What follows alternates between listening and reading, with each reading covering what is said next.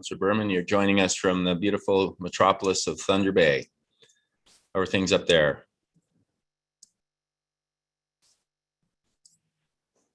Hot, but you're catching up, I see. Yes, it's heating up a bit down here for sure. Worship, you should be live. Okay, thank you, Chris. All right, Council. All right, Council, I just heard the clock tower strike 2, so it's time to get down to business. I'll call the Strategic Initiative Standing Committee meeting for July 5, 2021 to order.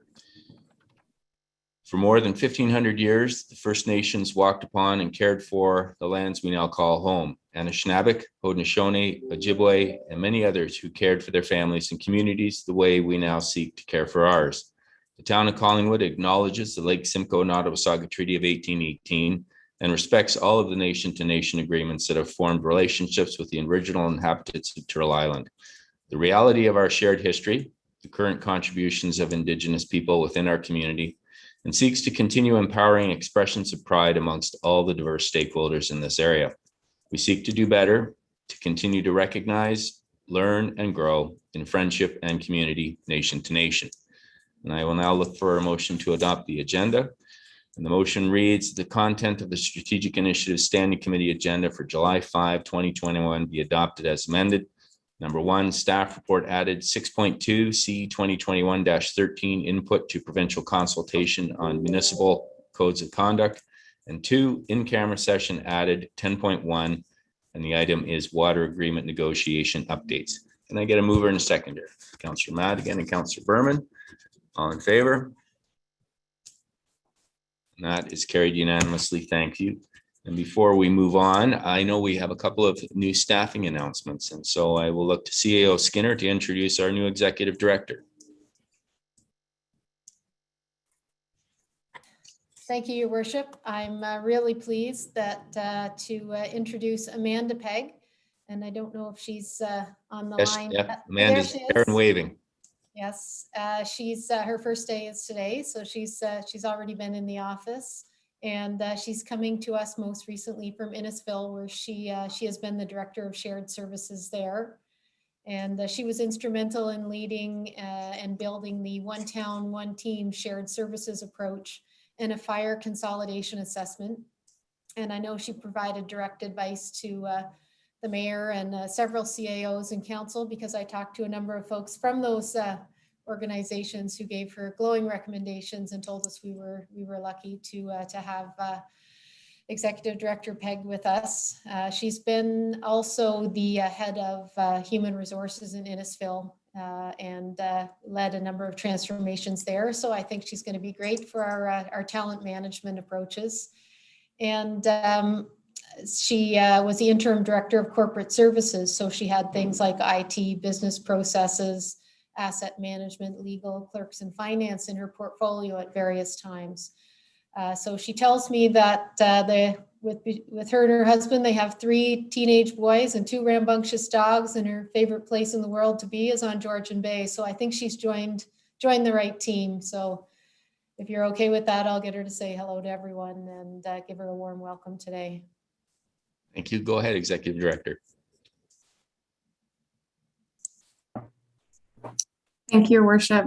Good afternoon, Mayor Saunderson and members of council. I will say it's a true honor and privilege to be here. CAO Skinner has been incredible through the onboarding process, and I received an overwhelmingly warm welcome today at Town Hall. So thank you very much for that.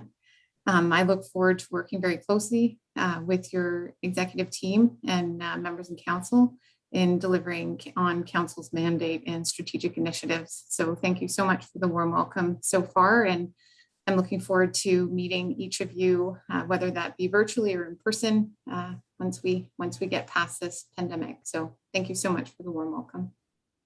Thank you, and welcome aboard, Executive Director Pegg. And Clerk Almas, I know we have another addition with our new Accountability, Procurement, and Risk Management Manager, and I'll pass it over to you, please, Sarah. Certainly, thank you, Your Worship. I think we have Michael Truman joining us, so if You would like to turn your video on? Perfect.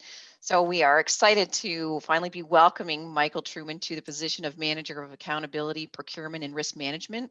So he is joining us from the Ministry of Children, Community, and Social Services and has worked with the Office of the Assistant Deputy Attorney General and CAO with the Ministry of the Attorney General's Office. He has his bachelor's degree from Trent University, and his experience includes public policy, procurement, and project management. He and his wife, Allison, recently moved to Collingwood last fall, together with their 2 dogs. I think Collingwood is a canine community right now. We have, so he's moved from Collingwood to obviously enjoy the quality of life that we have to offer here in Collingwood and his love for the outdoors. So we're thrilled to have this vacancy filled, and we look forward to having Michael as part of our team. Michael, if you have a few words. Want to add some words? Thank you very much, Your Worship, and thank you everybody for allowing me to join today and say hello. As a resident of Collingwood, I'm really excited to be here and looking for the community. And I'm really looking forward to meeting everybody and contributing in any way I can. Well, welcome.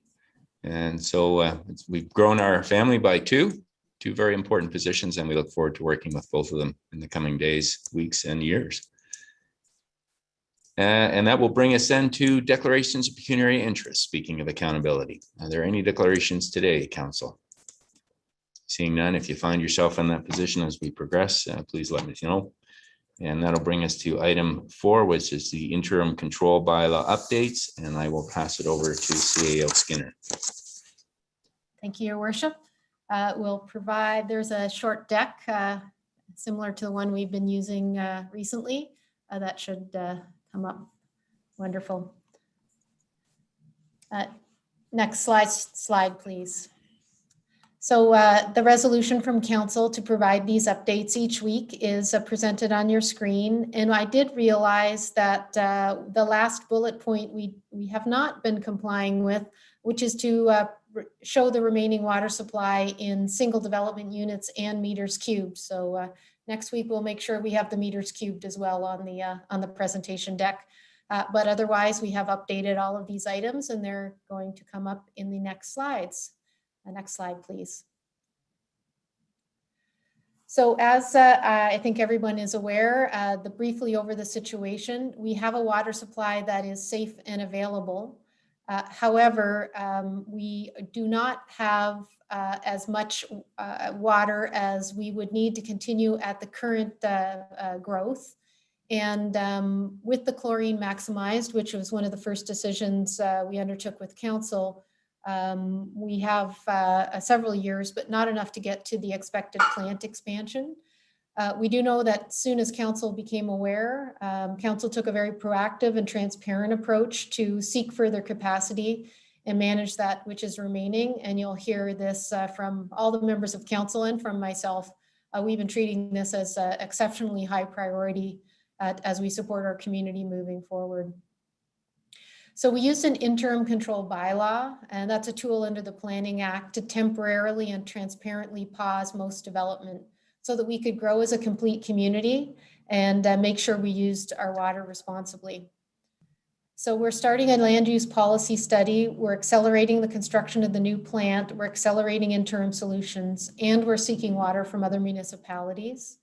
However, we want people to know that work that does not use more water, such as most residential renovations and additions, can continue. And I'm going to tell you a little bit more now and a bit more in another agenda item about some interim exemptions that will also go forward. Next slide, please. First, we'll talk about water capacity. So this is the water treatment capacity for drinking water. Next slide. So what's happened recently? Very, very recently, as of 10 minutes ago, we have confirmed the engineering consultants for the design of the water treatment plant. The evaluation team made some recommendations, and we did open the financial envelopes. There were some exceptionally good proposals from 4 different companies. And the successful company is AECOM. So we'll be working with them and their local partners to finalize the contract. and release the formal notification to all proponents who have received verbal notifications, and go forward with a news release. And we'll bring the consultant on board to talk about, at a future council meeting to talk about their next steps. But for some direction from council and fully supported by staff, one of the first staff tasks will be to review if we can get some additional disinfection at our current water treatment plant to accelerate our ability to increase the water supply.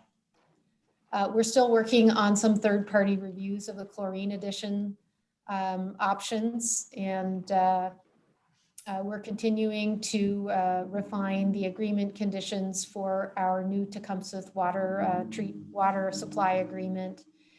And I did want to make special note here at the bottom of slide 5. We do have an ongoing appreciation to our engineering community. There's several firms who met with us on a pro bono basis to provide us with suggestions. And some of those have turned into our review of the chlorine dosing and some of the ultraviolet suggestions to advance disinfection options earlier. So I would be remiss not to continue to mention how supportive the community has been, both from an engineering perspective and from a development perspective. Next slide, please. So as of right now, we now have 3 of our tasks noted dark blue as being completed with the award of the engineering design. So we'll proceed now toward the preliminary design completion led by Director Slama and her team. And as well with Treasurer Quinlan, Director Slama, and myself, we're working on the right side of that slide with the new Tecumseh supply agreement. And hopefully we'll be able to report good things on that front in the coming months. And we've been asked to report back to council by the 16th of July, at least with an update. So we'll do that as well. Slide 7, please. This is the remaining water supply, so not including any decisions that the SIC may endorse today and council could confirm later this month. With the remaining single development units that can be approved are at 863. That's with the water that's guaranteed to be available at our current chlorine dosing.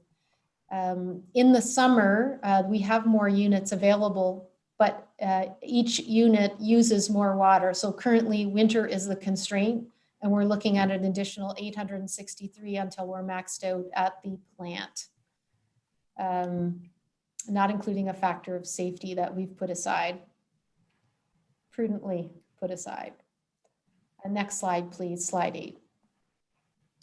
This is also hot off the press, and the CBO was able to update the number of building permits issued as of the end of June.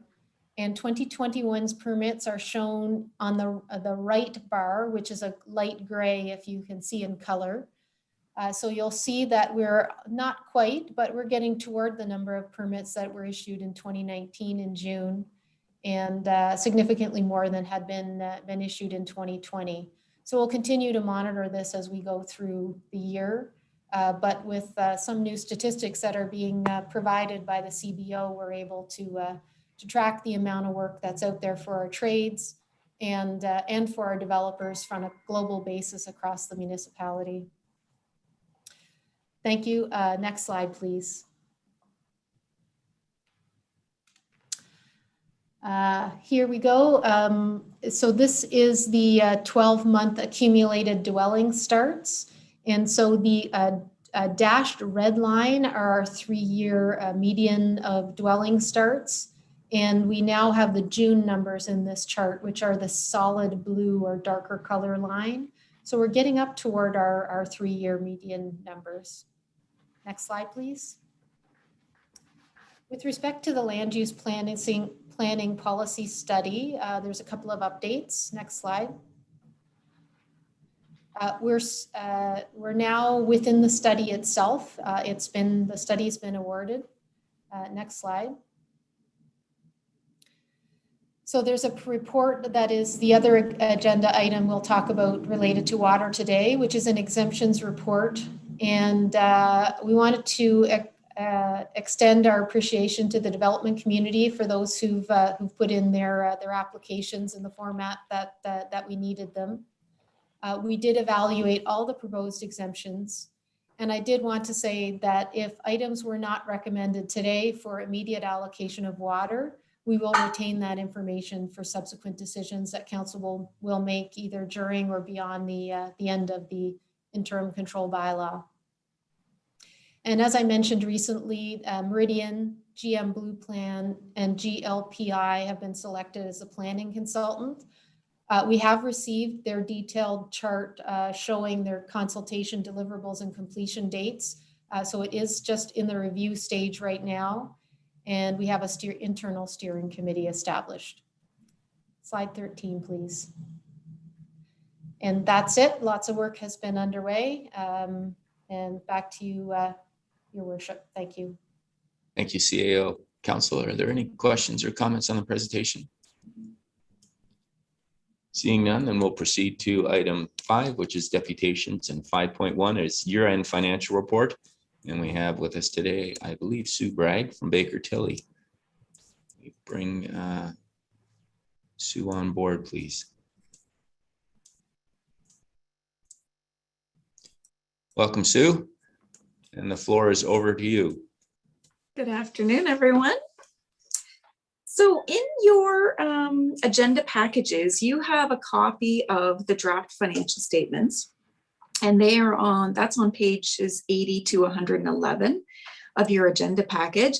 I have, as I have in the past, I've put together a short little PowerPoint presentation with some financial indicators and some of my comments. And I know that Treasurer Quinlan has a few of her own comments to add later on today as well. But certainly if you have any questions, I'd be happy to entertain those at the end. Next slide, please. So in terms of audit results, so today we're providing the draft consolidated financial report. It, assuming all goes well today, it will be at the council meeting on July 19th. So you may have noticed on the audit report itself that is the date that you see, because I'm assuming that's the day that a quorum of council will approve these. And important to note that the financial statements themselves are actually crafted and calculated and designed by your Treasury staff. The 2 pages that you see as the audit report is what I have added to it. And obviously myself and my staff have gone through and reviewed those in great detail, a number of, or a couple of drafts at least. And so kudos to the town. I mean, you've got a new treasurer. We're still dealing with all the effects and impacts of COVID. And, here we are, the beginning of July. And, I can tell you that, this is our 3rd municipal presentation, and there's still a number of municipalities that are really struggling to achieve the targets, timing targets that have been achieved in the past. And certainly Collingwood has done a great job of that this year. So congratulations to everyone involved there.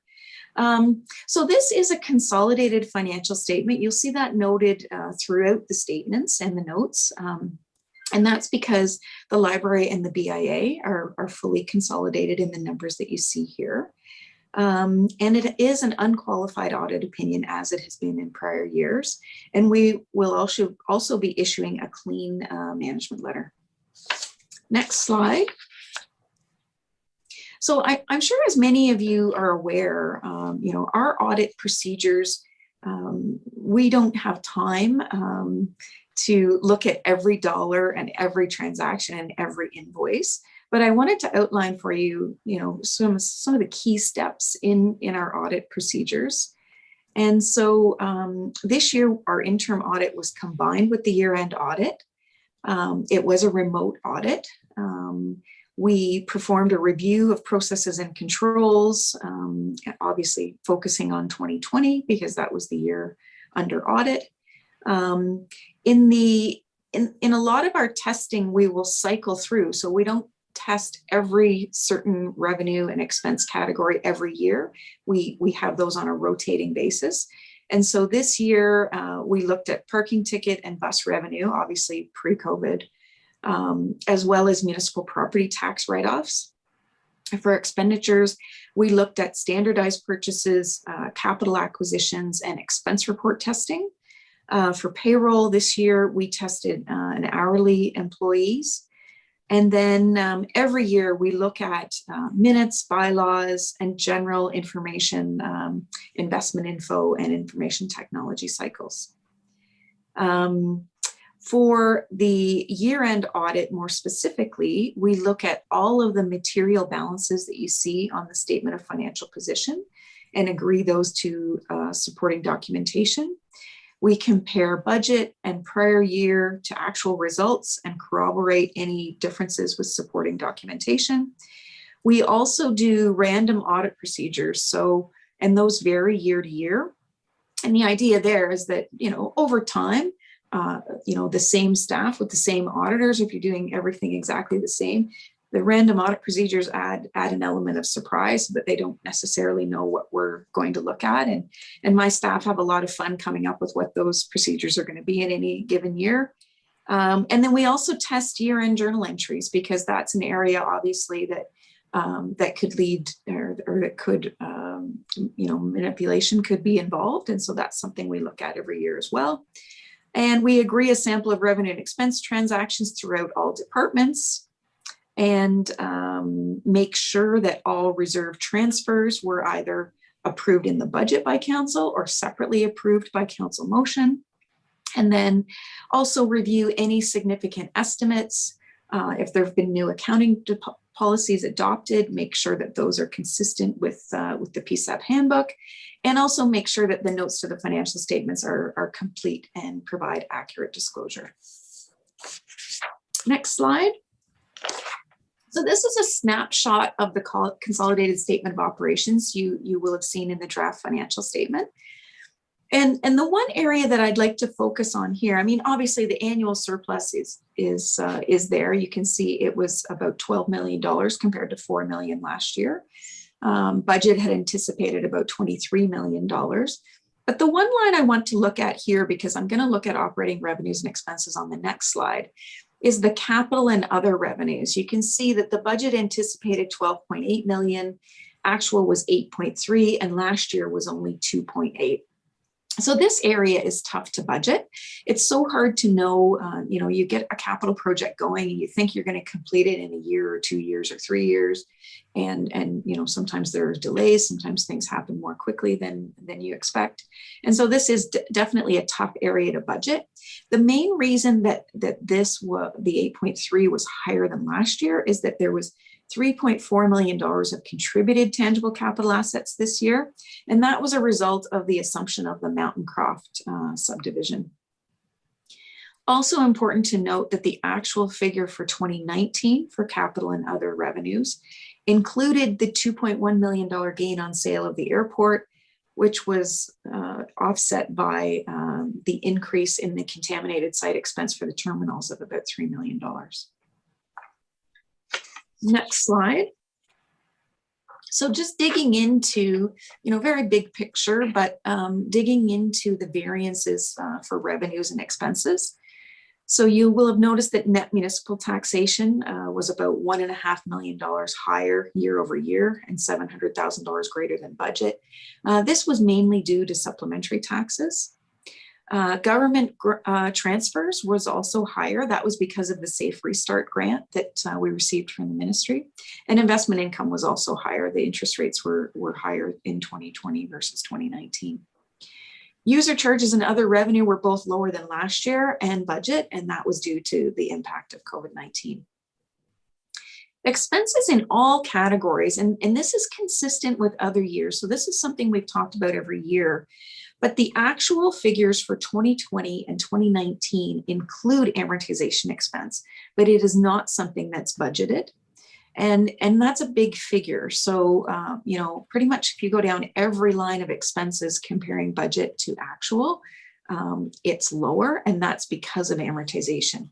And amortization for 2020 was 10.6 million across the departments, 10.8 million in 2019. When you look at the general government line, you'll notice that there's a fairly large swing there, and that's because of the judicial inquiry. There was only, in 2020, there was only about $2 million spent versus 5.2 million in 2019. And then last but certainly not least, the recreation and cultural line is lower than last year, and that's all because of COVID-19 impacts.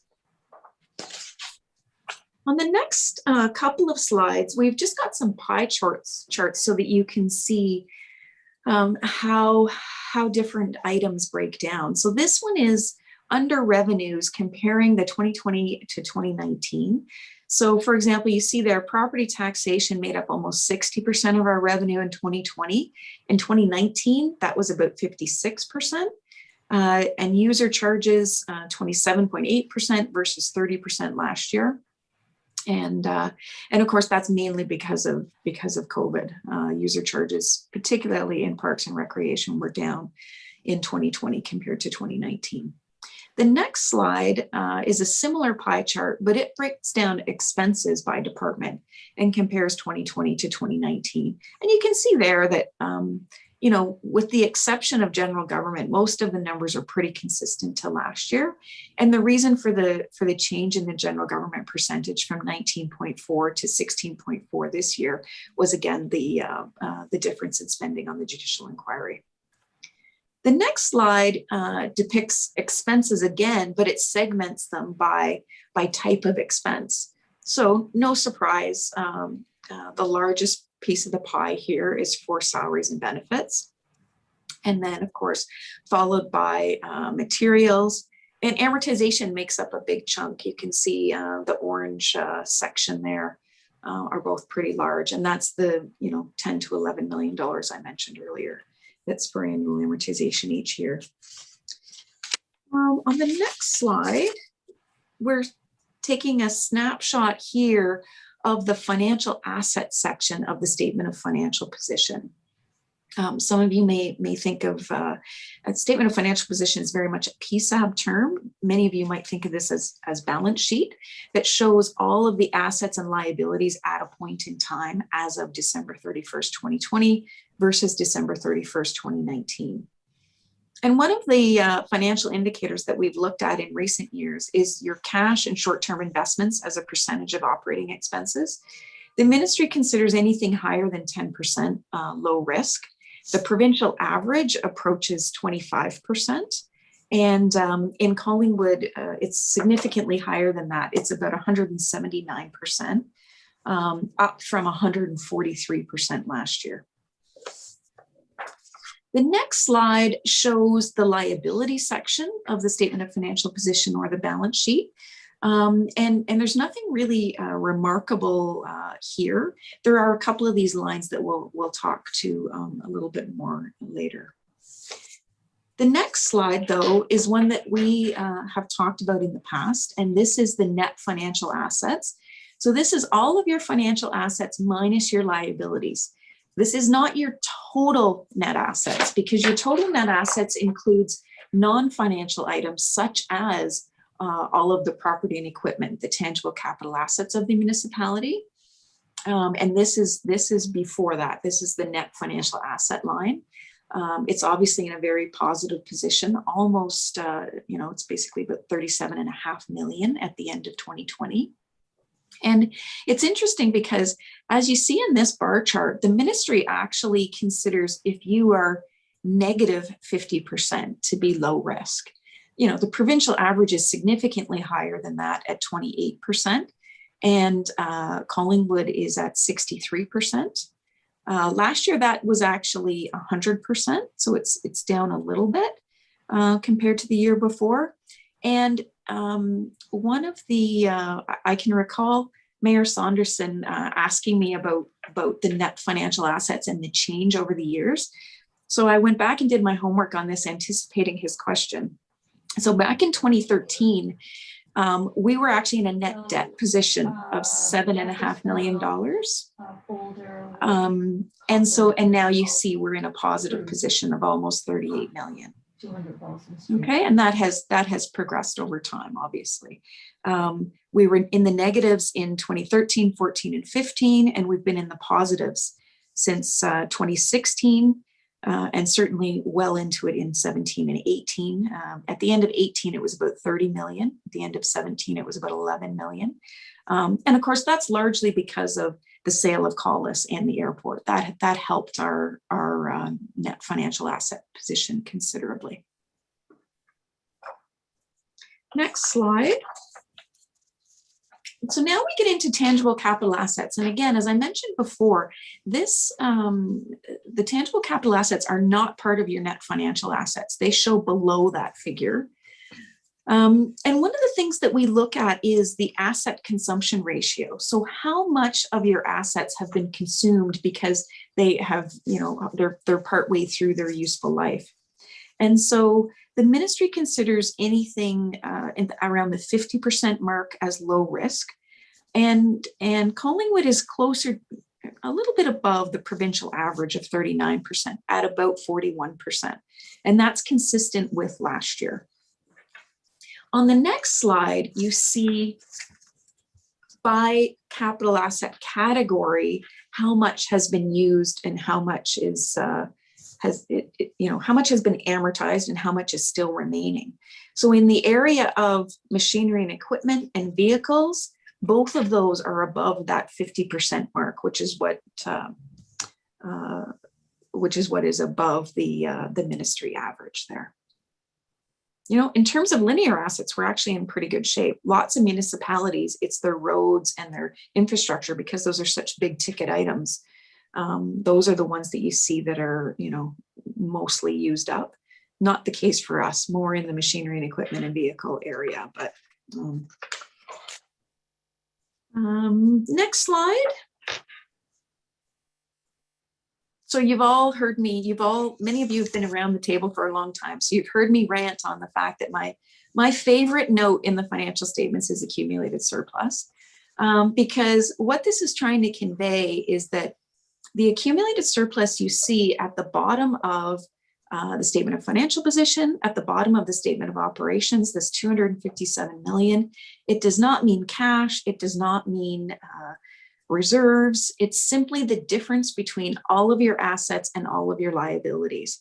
And as is the case for all municipalities, the lion's share of your accumulated surplus is tied up in invested in tangible capital assets. So the bricks and mortar and roads and infrastructure that the town has to provide to the local ratepayers. And so 202 million of the 257 million accumulated surplus is invested in tangible capital assets. And the reason I have the word net behind that is that that 202 million is net of any long-term liabilities associated with tangible capital assets. So that 202 is not going to agree exactly to the total TCA figure. The total TCA figure we saw back 2 slides ago was closer to 220 million. So what we look at in terms of a ratio here is reserves as a percentage of operating expenses. The ministry considers anything in the 20% or higher range to be low risk. The provincial average is about 75%, and Collingwood's figure is about 113%, up from 107% last year. And the only other comment I want to make on this slide is that you'll note there that the current fund surplus is in brackets, which means it's actually a deficit. And that is because of the $8 million that we have set up to deal with the contaminated site, the terminals down on the waterfront there. And then the last slide is some other disclosures. So, I've talked about note 11 because the accumulated surplus note is my personal favorite, but there are some other important notes that, if your time is tight and you don't have time to read every word of those notes, because I know they're quite lengthy, these ones are ones to pay attention to. So note 8B, the liability for contaminated site regarding the terminals, is an important one for the reader of the financial statements to be aware of. Note 18 regarding COVID-19 and the impacts on the town is another important one. Note 19, the commitment regarding the judicial inquiry. And then last but not least, we have included a subsequent event note regarding the interim control bylaw. CAO Skinner, has walked you through that again just before my talk here. But that's as a result of the water capacity constraints. We thought it was important to have that included in the notes as well. So I'd love to entertain any questions that you may have. If they're really tough ones, hopefully Treasurer Quinlan can help me out. But thank you for your attention. We love being the auditors for the town next door, and hopefully that will continue for many years. Thank you, Sue, for that thorough presentation. Council, questions or comments? No, I think it was a clear audit, a clear management statement, and clearly communicated. So all very good news. Thank you for that. Thank you. And that brings us then to our next deputation, which is item 5.2. And that is the Affordable Housing Task Force update. And we have the chair, Margaret Scheben-Edey, as well as Michelle Hunter from the Rural Ontario Medical Program with us today.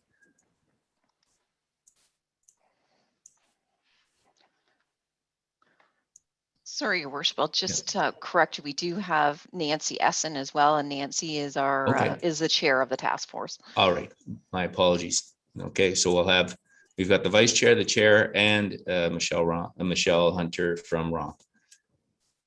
And I see Michelle and Marg. Do we have Nancy with us?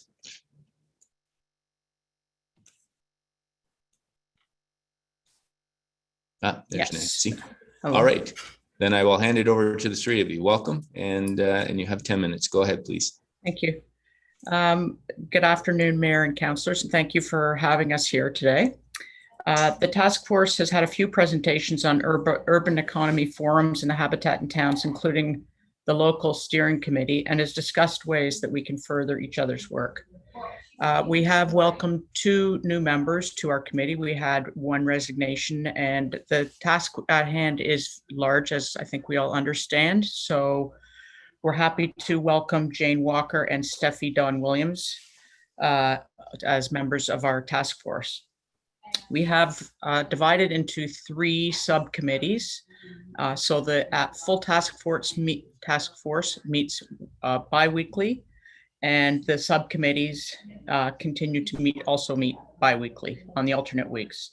So the report from the Finance Committee, to begin with, has identified available grant opportunities for affordable housing through CMHC, connected with and arranged presentations with 4 organizations in the affordable housing space: Van City Community Investment Bank, Options for Homes, Housing Investment Corporation, Tapestry Community Capital, and studied various financial models with the goal to include these in the report to the task force when we are completed, which will be in the fall.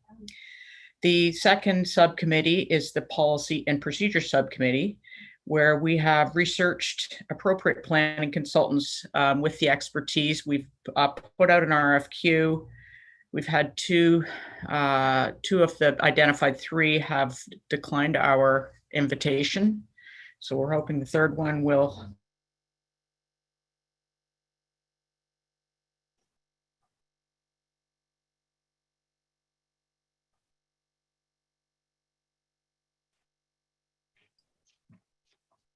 I think Ms. Essen has frozen on us.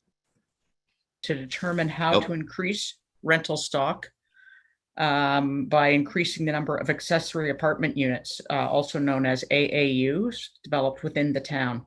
We've had a presentation from Greg Miller to get his insights into what the department faces when approving AAUs. Presentation by a committee member, Kelly Caldwell, who specializes in the creation of accessory suites regarding the challenges faced by the developer of AAU, again, accessory apartment units, and drafted key recommendations from presentations and committee members to research how to encourage the development of accessory apartment units in Collingwood and to make the process of applying for these units to be much more simple than it is now and a little bit more seamless. So I'm now going to turn over our portion of the presentation to Marg Scheben-Edey, and she'll continue on. Thank you. Thank you. So for the property subcommittee, we're continuing to work on learning about all the available opportunities for the Birch Street properties. There is an appraisal that is currently in process, and we're awaiting the results of that because they will form part of our recommendation for sure. And while we've been awaiting that, we've been meeting with some really interesting developers to begin to understand what kind of construction options might exist. So most recently, we met with LC Developments. They are you may know them as the people doing the attainable housing project in Meaford.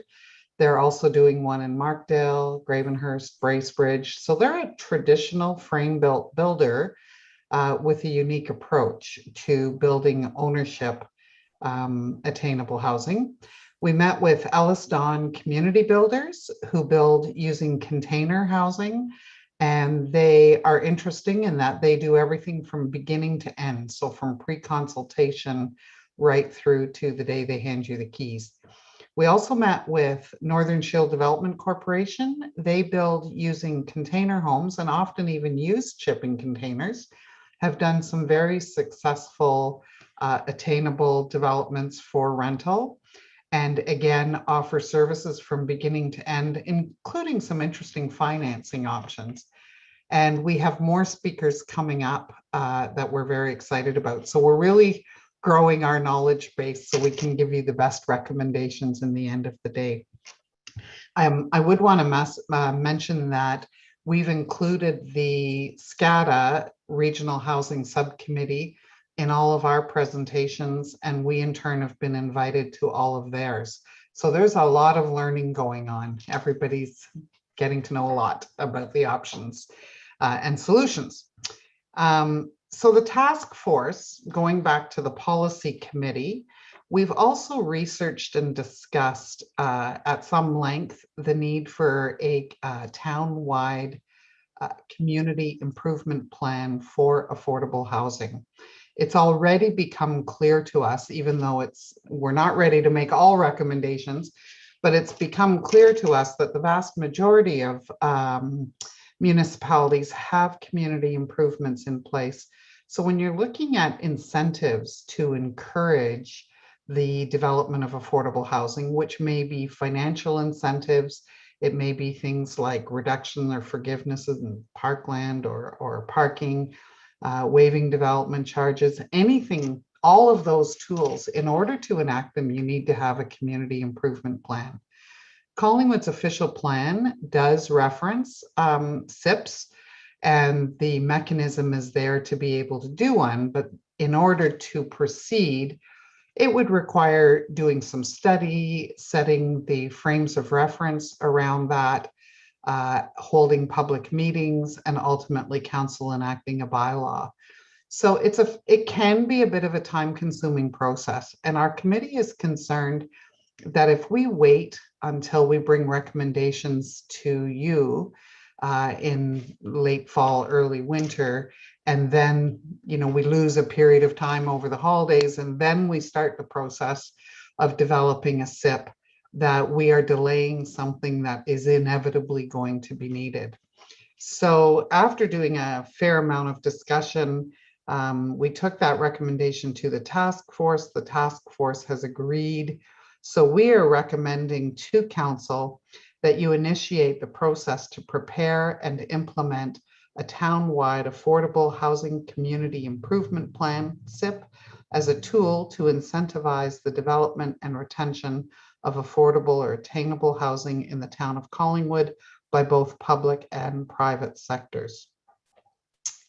So that we leave that recommendation with you in the hopes that you agree with us that it's good to get started on that process. Then the other thing is, as you've probably seen in local media lately, there's been a lot of employers coming forth increasingly expressing concerns about being able to not only recruit, but to retain staff because of the lack of affordable or attainable housing in the community. I think there was an article today about Canadian Tire. We've heard from Mary Shannon from the OPP. There's 4 recruits that can't be retained. Crozier is offering a first-time home buyer incentive to new employees that join on with them. Living Waters has had to free up some of their units for staff housing. So employers are also trying to be part of the solution, but it certainly is a threat to our sustainability as a community if we lose our labor force. And it appears to be potentially happening very quickly. And that's before we're fully rolled out. So we'd like in every one of our updates to share our learning with you. And to that end, we have invited Michelle Hunter from the ROMP program to join us today to give you a quick presentation. So with that, I hope that Michelle is on here and can share her thoughts with you. There she is. Hi. So I think quickly, I had sent along some slides that you'll be able to review at a certain point in time. I don't think they're available today, it looks like. But why is someone who is working on physician education, training, recruitment, retention, as well as other healthcare professionals speaking to you today? As Marg has mentioned, there are many folks with labor shortages and need for housing. So certainly, as we know, this is twofold. Social determinants of health tell us that housing, or the built environment, has a significant impact on population health. As well, so does our work to have family physicians or primary care nurse practitioners in our community to serve our population. As Barbara Starfield says, who is has been a researcher at Harvard, that one of the most significant factors for population health is an adequate supply of primary care. So with that in mind, we know we do need to have a fold of training and education in order to attract and retain providers. In order to do that, we need a supply of housing, temporary, so that individuals can come to the community. And if we look in South Georgian Bay or in the catchment of the Collingwood Hospital, where much of the training is hosted, we have approximately 100 learners a year transitioning in for temporary housing. Then if we and that's just in some of the individuals in the medical model, including physicians, nurse practitioners, physician assistants, and rehab. But predominantly those would be physician trainees. As those learners finish up and they are able to stay on with the community in a practice environment, they're looking for health service opportunities for perhaps a primary care practice. And then we're also looking for how they will stay on and live in the community. So we know that one individual that's going to be staying after the graduation of June 30th, however, they will not be able to live in the town of Collingwood. They've already resolved to the fact that they are going to be living outside of the community. When you look at the model of how we train, so primary care in this region is in a generalist model, meaning they're working in the hospital, they're on call. They need to be able to deliver a baby in the middle of the night. Then how will they be close by to the community hospital? Having that distance can be tricky for where they actually live. Of course, the pandemic has impacted us across many municipalities that our organization at the Rural Ontario Medical Program serves, and we're seeing a challenge with securing that temporary housing for individuals that are training in the community. And then, of course, there's also the opportunity to look at what the South Georgian Bay Healthcare Alliance, or now the Ontario Health Team that serves the region, has looked at. And they too have noted that affordable and attainable housing is one of the #1 goals for their group. So with employment, with meaningful employment in our communities, as well as growth opportunities, as you know, our organization works with the local high school students and seeing them off to programming and academic institutions that will support them to achieve a goal of becoming a doctor for the community. That is all part of our long-term sustainability plan, but even more so is to have the opportunity for housing for any new physician that may wish to come to the community, for a training physician that would like to stay, as well as other healthcare professionals. And if we look at some of the Michelle, I'm just going to jump in. We're into your last minute here. Okay, great, thank you. If we look at some of the challenges, it really does come from income as well. If we cannot find affordable housing for physicians in our community, how will we find it for the PSW that our physician prescribes? So I'm going to leave you with that thought, because that is of great significance for our community right now, our community hospital and the clinics that are serving your population to be one of the healthiest communities in Canada. Thank you, all three of you, for that important update. Council, questions or comments on the presentation today? Councillor Hamlin. Thank you, Mr. Mayor. Thank you to all three of the presenters. That was excellent. I wanted to move the necessary to request the matter that Ms. Scheben-Edey brought forward, which was to initiate the necessary to prepare and implement a town-wide community improvement plan as a tool to incentivize affordable housing development. So I think we would need a staff report on that. I think what we would want to do is refer the community improvement plan CIP to staff for some information on what that requires and what will be done, and I guess particularly given the timing with our official plan update. So I think I'll look to the clerk. Do we need a motion to refer that to staff? Sarah?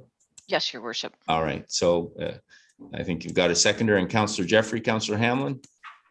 So with that being said, and I will call the vote. All in favor? And that is carried unanimously. Thank you. Any other questions or comments? See CAO Skinner, and then I've got Councillor McLeod. Go ahead, CAO. Thank you, Your Worship. One of the things that would be very helpful in having anything to put in a staff report would be the report from the consultant who's currently being onboarded. And I was just wondering about the timing between the staff report and the affordable housing statistics and information and official plan recommendations that will be delivered. And I'm quite supportive of it. And I'm just wondering when that will happen and how council envisions those two interacting or not. Thank you. Okay, well, I think the recommendations, Ms. Hudson, you indicated they'd be coming in the fall, I think. But what's your timeline did you anticipate at the task force? I believe it's in the fall. I think Clerk Almus may be able to give an official date. Sarah? Certainly, through your worship, sir. I'm not sure if CAO Skinner is referring to the consultant that we've just recently did the RFQ for and the timing for that one. So that will be, we have one submission, and we will be evaluating it. Actually, we're reviewing it right as we speak. Hopefully have it awarded by midweek, and the time frame that consultant's been given, I believe, is 6 weeks. That would take us into late August. Correct. Okay, so then I would think we've referred it to staff, and together with the input of that consultant in late August, then I think the information staff would have what they need to look at that. Would that be, does that work, CAO? Thank you, Worship. It's good to know that we would have that information in advance of the expectation of the report, and we will, pending the vote that I think hasn't happened yet, would be taking that away to confirm the timing and resources needed. We do know that this is a high priority for the community. Thank you. Thank you. Councillor McLeod, you had your card up. Yeah, thank you. And my question is actually for the CAO, because what I'm curious to know about dovetails into this problem, and as was delineated by the group that is here with us today, we're having trouble keeping people in town, workers, because they can't afford any place to stay. And I got an email even this morning from a employer who had to go and purchase a house so that one of the members of the family that works for that employer could stay in town and not be homeless, because the house is being sold out from underneath them. And I've heard these stories many times about people capitalizing on the amazing housing prices that we're seeing. But I feel as though it also dovetails with our short-term accommodations situation, because I think in a lot of cases, homes are being sold to become Airbnbs, which we don't allow in Collingwood, but do we? And so I believe that we have asked for a report on how best to enforce the bylaws that are extant. And I'm sorry to put you on the spot, CAO Skinner, and I'm perfectly happy for you to say, I'll get back to you. I'm looking at the pending list right now that was provided to us a few weeks ago, and I can't find that report on the list. However, I'm only on page 9. So I wonder if you could advise me about when that report on how to enforce the bylaws we have in place regarding STAs might be coming to council for us to have a look at. CAO. Thank you. Through you to Councillor McLeod. The key factor in getting that report to council is our new licensing officer. One of the things that we had proposed to council is that we bring someone on board that could do 2 things. One is have some policy experience with licensing and could help us work on things like whether we should be licensing or prohibiting short-term accommodations. And also updating other things that are not as relevant to this discussion, but things like taxi licensing versus Uber and other pieces.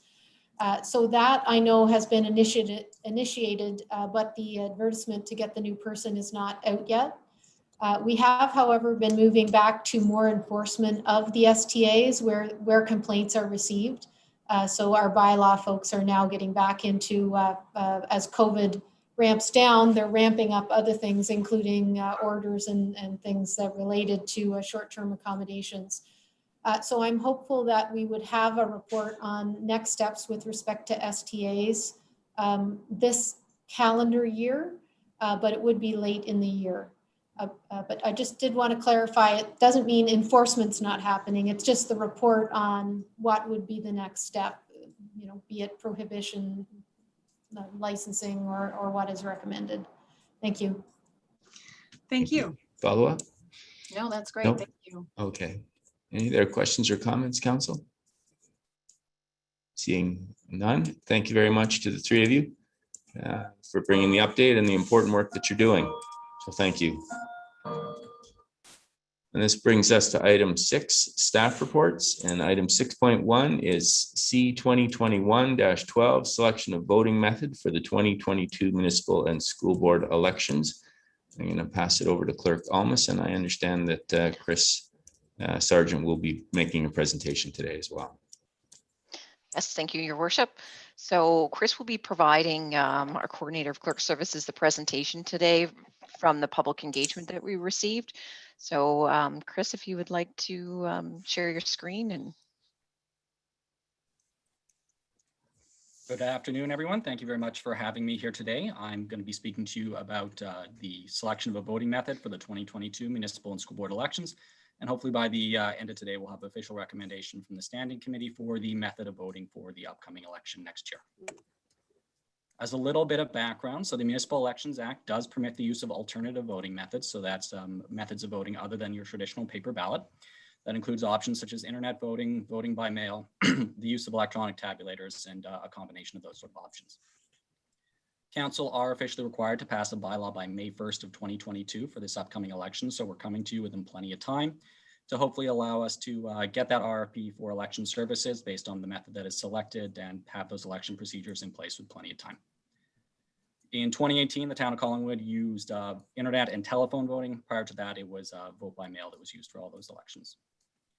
About 6 weeks ago, staff were directed to consult with the public and serve through a survey on their preferred method of voting. That was done through the Engage Collingwood platform and a paper survey in the Collingwood Connection for about a month. So we were very impressed with the results of the survey. We got about 250 responses. I think the main takeaway from that is that overwhelmingly people were in support of internet voting, with the caveat that the paper surveys that we received did skew a little bit more towards specifically paper or mail voting over internet voting in some capacity. So the numbers you see there, those are from the Engage Collingwood platform specifically. I have a collated slide on the next one. But just to give you a sense that people were interested in either voting specifically by internet itself or internet in conjunction with another method. So overall, about half of the responses we received from people indicated that they were looking to vote exclusively by the internet or via the internet with another method for about 30%. So about 80% of respondents indicated that they would be interested in voting in the internet in some capacity. About 15 to 20 indicated that they wouldn't, or 15 to 20% indicated they would not want to vote by the internet. So our official staff recommendation then is that we'll be proceeding with internet voting as the main form of voting, with a secondary single location in-person paper ballot as a secondary method, with the use of electronic tabulators for collating those results. How we see that proceeding is a 7 to 10 day voting period leading up to the election, with primarily encouraging people to vote via the internet through their use of a computer or an iPad or a smartphone, something like that.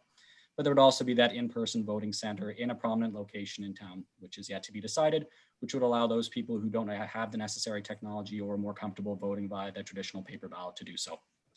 Would also be establishing a few roaming help centers for a temporary basis on places like long-term care homes to allow people who have mobility issues or difficulty voting in a traditional format to vote in the election.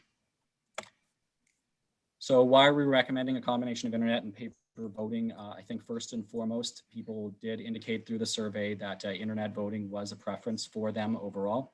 However, we like the addition of that paper ballot. It does allow those who are less familiar with those options to still be able to vote. One advantage we like from the internet voting is that it does allow non-resident electors, so those who own property in Collingwood and eligible to vote, but don't necessarily live here, to vote with relative ease, so it doesn't risk disenfranchising them. The internet voting also comes with a range of accessibility vote features that we're quite interested in, and we'll be discussing that in a little bit. But having that paper ballot as a secondary option does hopefully prevent the risk of the technical interruption that we saw at the end of the 2018 election. So hopefully we'll have that backup. Will prevent having to extend the election any further, although we do not anticipate that that will be an issue the second time around. Security of internet voting is, of course, the very important consideration for an election like this. I think that first and foremost, we'd want to emphasize that all election services and all internet voting is very secure. There's very little risk of accessing voter data and almost no risk of editing or removing or deleting any sort of votes. All the companies that offer internet voting are very large corporations with clients not just in Ontario, but across North America, Canada, and globally, running elections in numerous jurisdictions. And so they use the highest level of encryption and security protocols to ensure the validity of every ballot. Of course, with anything involving the internet, there is an inherent risk to any of those methods. And so, of course, when we'll be working with our IT department when issuing the RFP and selecting a approved vendor for the election to ensure that those security protocols are in place to ensure that the election would be conducted thoroughly should internet voting be selected as a voting method. Well, we'd like to think that by the fall of 2022, the pandemic will no longer be a serious concern.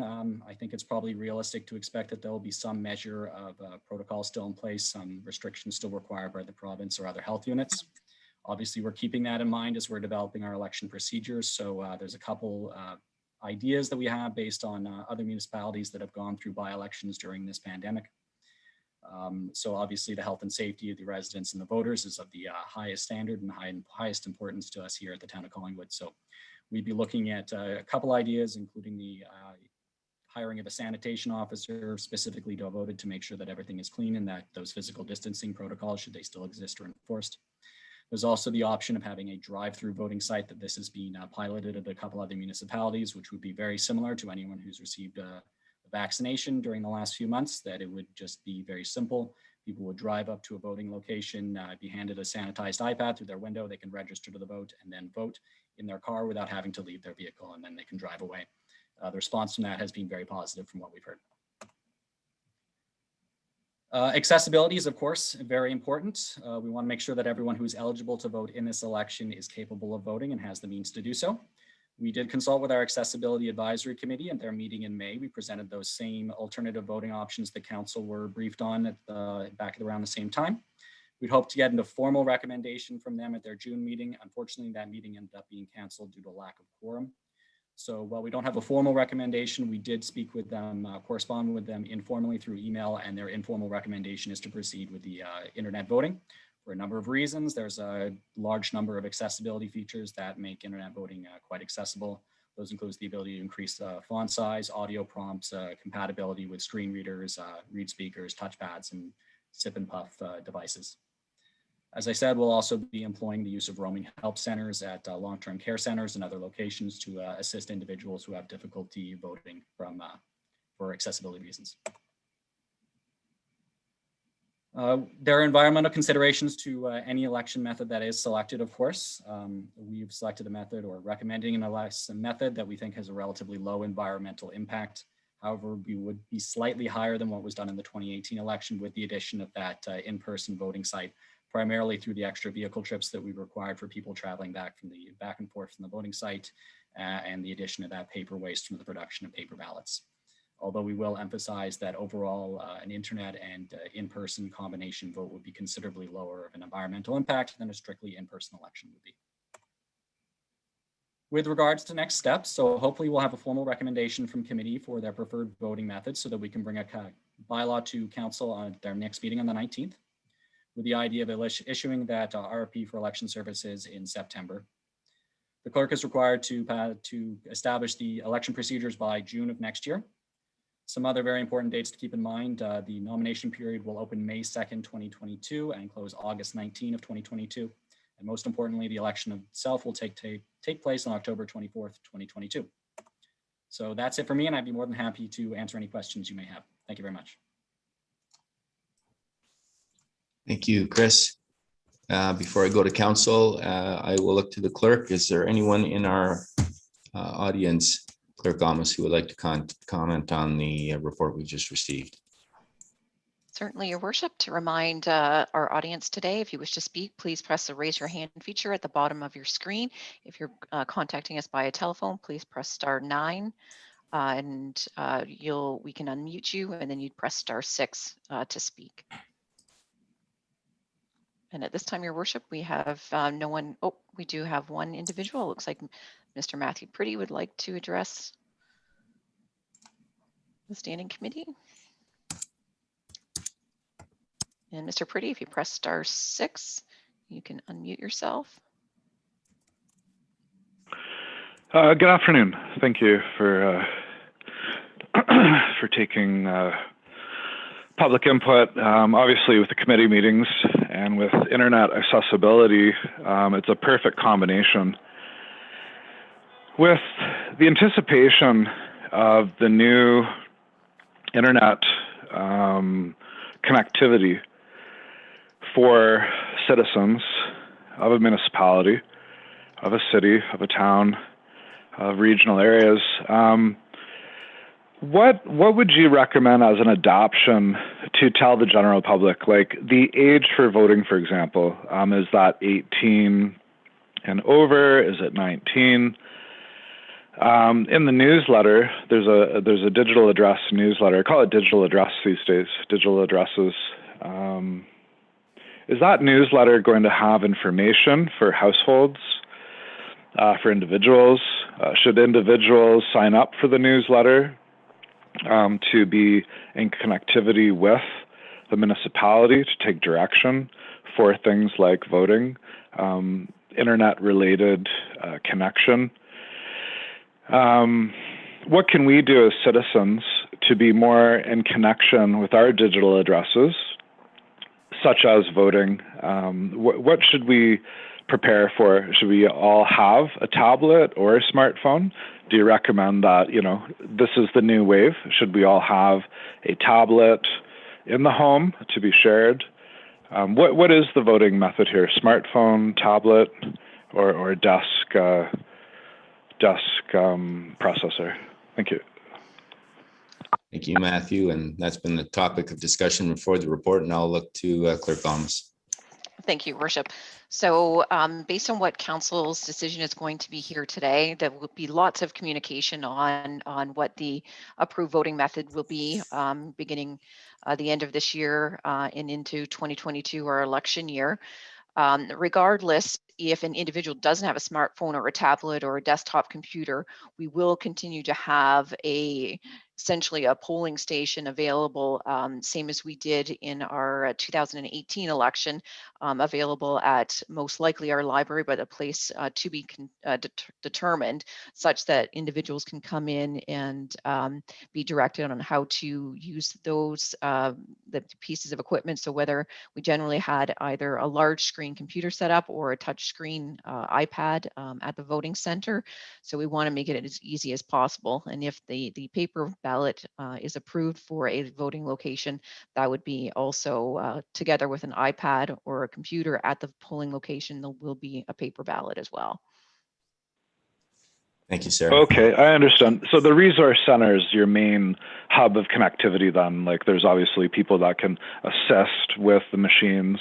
That makes a lot of sense. So the resource center, public library becomes a total asset during that time. And obviously with COVID, you know, there's limited usage of the machines, and we need to obviously respect the use of those machines. So the resource center, public library is a key location to learn more about appropriate use of machines in the municipality. So I understand. Thank you for updating. Signing off. Thank you. Sarah, do we have anyone else from our gallery that would like to comment on the voting methods report? Not at this time, Your Worship. All right, then I'll turn it over to Council. Council, questions or comments? Councillor Jeffrey and then Councillor Hamlin. Thank you, Mayor Saunderson. Not specific to the voting report. I really liked staff report, and I think they've come up with the right solution. But just to mention that Councillor McLeod lost her internet and has been moved over, I believe, by telephone. Anyway, I don't know the logistics of having her recognized to speak, but anyway, just so you know. Well, thank you, and I think we've got her back on internet here. So I'll go next to Councillor Hamlin and then to Councillor McLeod, who's back. Thank you, Mr. Mayor. Through you to staff, I had understood that the security issues relating to internet voting had not all been solved, and that was one of the prime reasons the City of Toronto didn't use this system in the last two elections when they could have.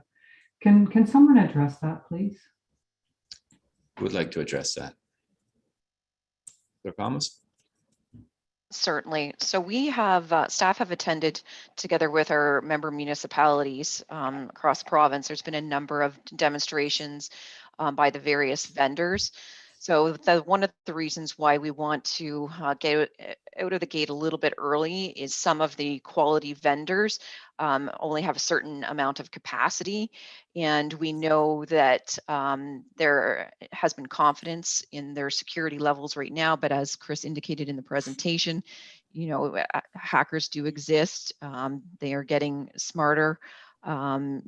However, we believe that there is security components available at the encryption that we've noted in our last election was not compromised, and we worked together with the IT department to ensure that they have the appropriate encryptions and the information to make us feel confident in whatever vendor that we choose.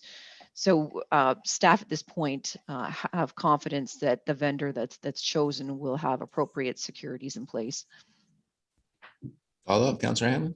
Yeah, I just have a couple of questions. My next question is, the whole system for elections before internet voting was given to municipalities to use has been based on secrecy of voting and voter integrity and one person in the ballot box. And I'm just wondering how all of these, tenets of what I feel are voting essentials in a democracy are handled and covered off in internet voting. Through you, Mr. Mayor. Your thumbs? Certainly. With vote by mail, which we have been doing, I believe, since 1997, and then our switch to the internet election voting method, there's always a concern that the secrecy of the voting or pressure for voting becomes an issue. That's why we always set up a secure voting location. If someone is not comfortable with voting in the presence of an individual within their residence, they're welcome to come to the voting center and vote at that location. But it's a balance of ensuring that voters are enfranchised to vote and ensuring a method is accessible as possible without compromising the integrity of the voting method as well as the secrecy. But we believe with internet voting and our polling locations, it satisfies any concerns that staff have regarding that. Okay, thank you. I have one more question and then a comment. My last question is, obviously during the last election, the whole system crashed and a lot of municipalities were, scrambling as we were and had to, it was quite a mess, as we know. And also, even if there's a rainstorm, cell towers go out and, it's not perfect. So anyway, I'm just sort of wondering, do you have any comfort that we won't be left with, an unstable system if we were to do this again? Certainly, thank you, Your Worship. Yeah. To address Councillor Hammond's question, twofold. One of the reasons, obviously, the response for internet voting, was significant. However, it's through an online platform that we were seeking the information. But staff feel that for our own sense of confidence, having a paper ballot available helps alleviate those concerns. Regardless, the election in 2018 was a broad bandwidth issue. So at no point was the vote or the secrecy of voting or that compromised. And at any time in any election in any year, there could be a storm or a rain issue or a severe event that causes a delay. But that's why the Municipal Election Act does put provisions to say, something extenuating has happened and we can extend it for a day, 48 hours, whatever the municipality decides. So even though that happened in 2018, we had confidence in our system. And I think it was frustrating that the bandwidth was the issue. But I think we're comfortable with the internet option and having the paper ballot as a secondary plan. Okay, thank you. That's very helpful. Mr. Mayor, I'm going to support the staff report, but my comment is with respect to the Engage Collingwood. And I noticed, we often go out to ask our public what they think about whatever we're considering as a council and staff's bringing forward. And we do get such a small percentage of our population that respond. And I couldn't help but noticing that the percent of our voters who responded to this particular survey on how would they like to vote was that less than 1% of our voters. So I was hoping that in the future, this information into the reports, they could make a comment that this is not statistically, relevant, but perhaps is just, of interest or whatever nice words staff might be able to put around it. Because I don't want those reading the reports to be thinking that if, 0.01% of our population of voting age responds, we're going to be following their path because that's the right one. That's my comment. Thanks very much. Thank you, Councillor. Councillor McLeod.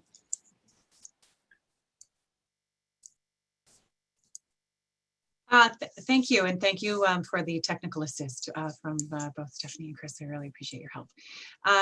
I am very much in favor of this report, and especially in light of several comments that I have heard from people who said they simply would not vote on the internet, and they were feeling disenfranchised. And so I'm really pleased that staff has listened to those concerns and has found a way to accommodate all. So thank you. Thank you, Councillor. Councillor Comey.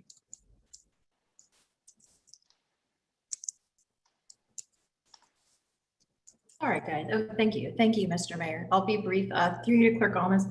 I love that we're doing internet voting. I have no concerns about the internet or use of it or the fact that we bank on it and are on it right now.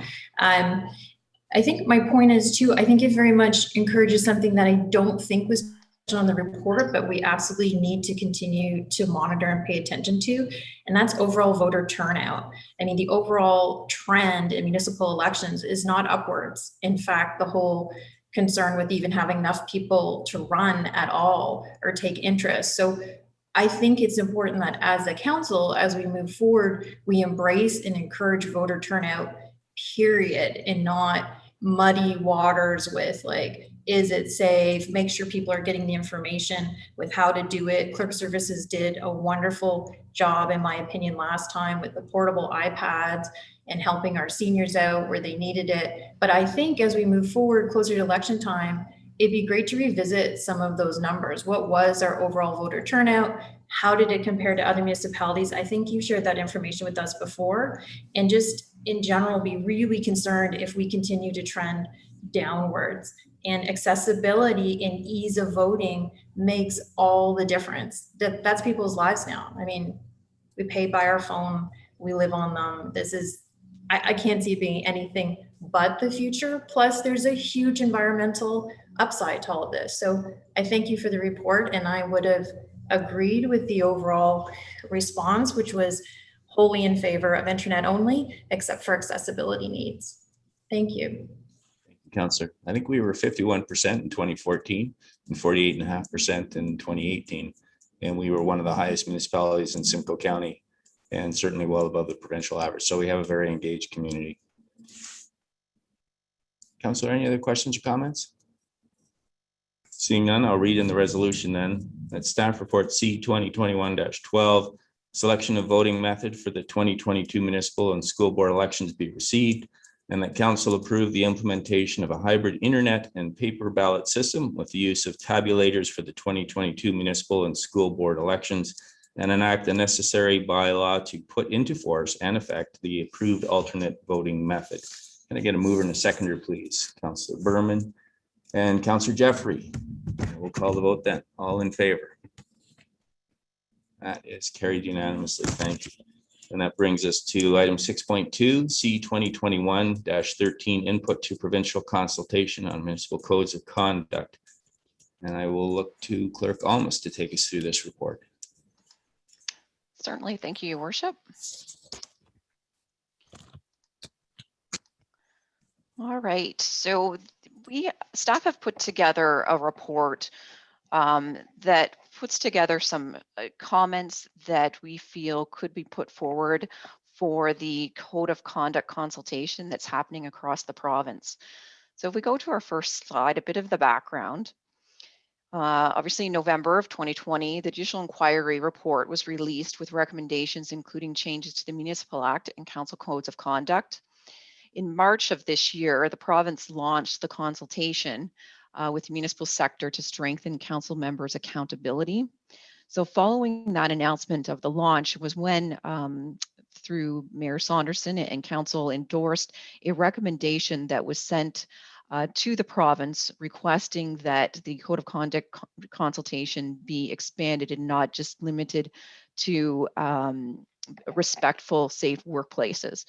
So following that, the province did circulate how they are going to be soliciting this information, and it's through a survey in which council members independently, collectively, staff members, or the public can provide their comments on. And this survey has been expanded to include a number of items, including enforcement, penalties, and the role of the Integrity Commissioner. So on our next slide, the recommendations that we're including, that Justice Morocco's Collingwood Judicial Inquiry recommendations that identified provincial action be highlighted. This includes the Collingwood amendments, as what we're calling them, to the Municipal Act.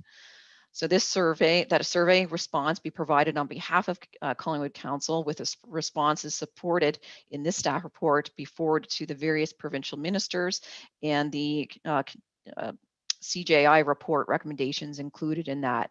So further to the letter that was circulated on March 19th, that was signed by Mayor Saunderson, we included a number of those recommendations regarding codes of conduct that were not only inclusive of the ones requiring provincial action, but also the number of amendments that were specific to Collingwood that we think should be consistent throughout codes of conduct across the province. So our next slide talks about, these are broken down into the questions that are provided on the survey, because their preference is that all the information comes through this survey portal for them to be able to evaluate and monitor responses collectively in a more consistent approach. So one of the questions that are being posed is, are there other things you think municipalities should be required to address in their codes of conduct? So the Collingwood Judicial Inquiry recommendations relating to code of conduct, we're recommending obviously be included, as well as recommendations in the Municipal Act that create a code of conduct template. So other recommendations, as we've noted in the report, include items that we currently have within our code of conduct. Council was one of the first municipalities that actually put together a code of conduct for the town of Collingwood. And I believe Councillor Jeffrey was involved in that initial group that put together a number of recommendations. And it has been used across the province as a template prior to further changes coming in 2018. So the items that we're recommending that include are communications and media relations, training and professional development. The role of council and members of council should be identified in the code of conduct and just not identified within the Municipal Act itself. More specific requirements regarding respectful conduct, including conduct with fellow members, community stakeholders, identification and definition of an interest that a member may have in a matter as a qualifying or disqualifying interest for the member's participation in the discussion or vote on a matter that may not be financial in nature. So this was a big component too of the recommendations that came out of judicial inquiry. Right now, we truly only have the mechanism in the Municipal Conflict of Interest Act to not record a member abstaining from a vote. So we think that that is something that the province should definitely be including, as well as the expansion of the definition of a family member, requiring both a complaint protocol that is informal and a formal, and then increase their reporting requirements. The province should update the requirements in the Municipal Act and create a recommended code of conduct template document for municipalities to either use or amend, because every elected official should be held to the same ethical standards. An example of this that was provided in the report is the Police Services Act. So members of the Police Services Board actually are mandated to abide by their own code of conduct, and the code of conduct is provided strictly in a regulation that's already prescribed, and municipalities don't alter that. They are obligated to abide by that component. Next slide. So the next question within the survey is code of conduct violations.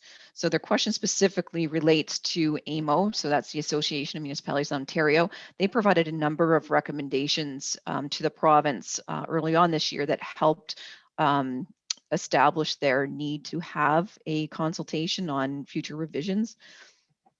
So what we are recommending is financial penalties. This was one that it was highly supported by AMO. We think that it would create challenges for municipalities as breaches of code of conduct vary in severity and consequences or impacts. To date, the role of an integrity commissioner has been largely in advisory capacity. To implement consistent monetary penalties across the province, considering that each local situation will include council remuneration, economic circumstances, and institutional culture, could be a challenge. Additionally, imposing penalties will make the role of the integrity commissioner more litigious and costly, potentially, and therein focused less on public interest solutions.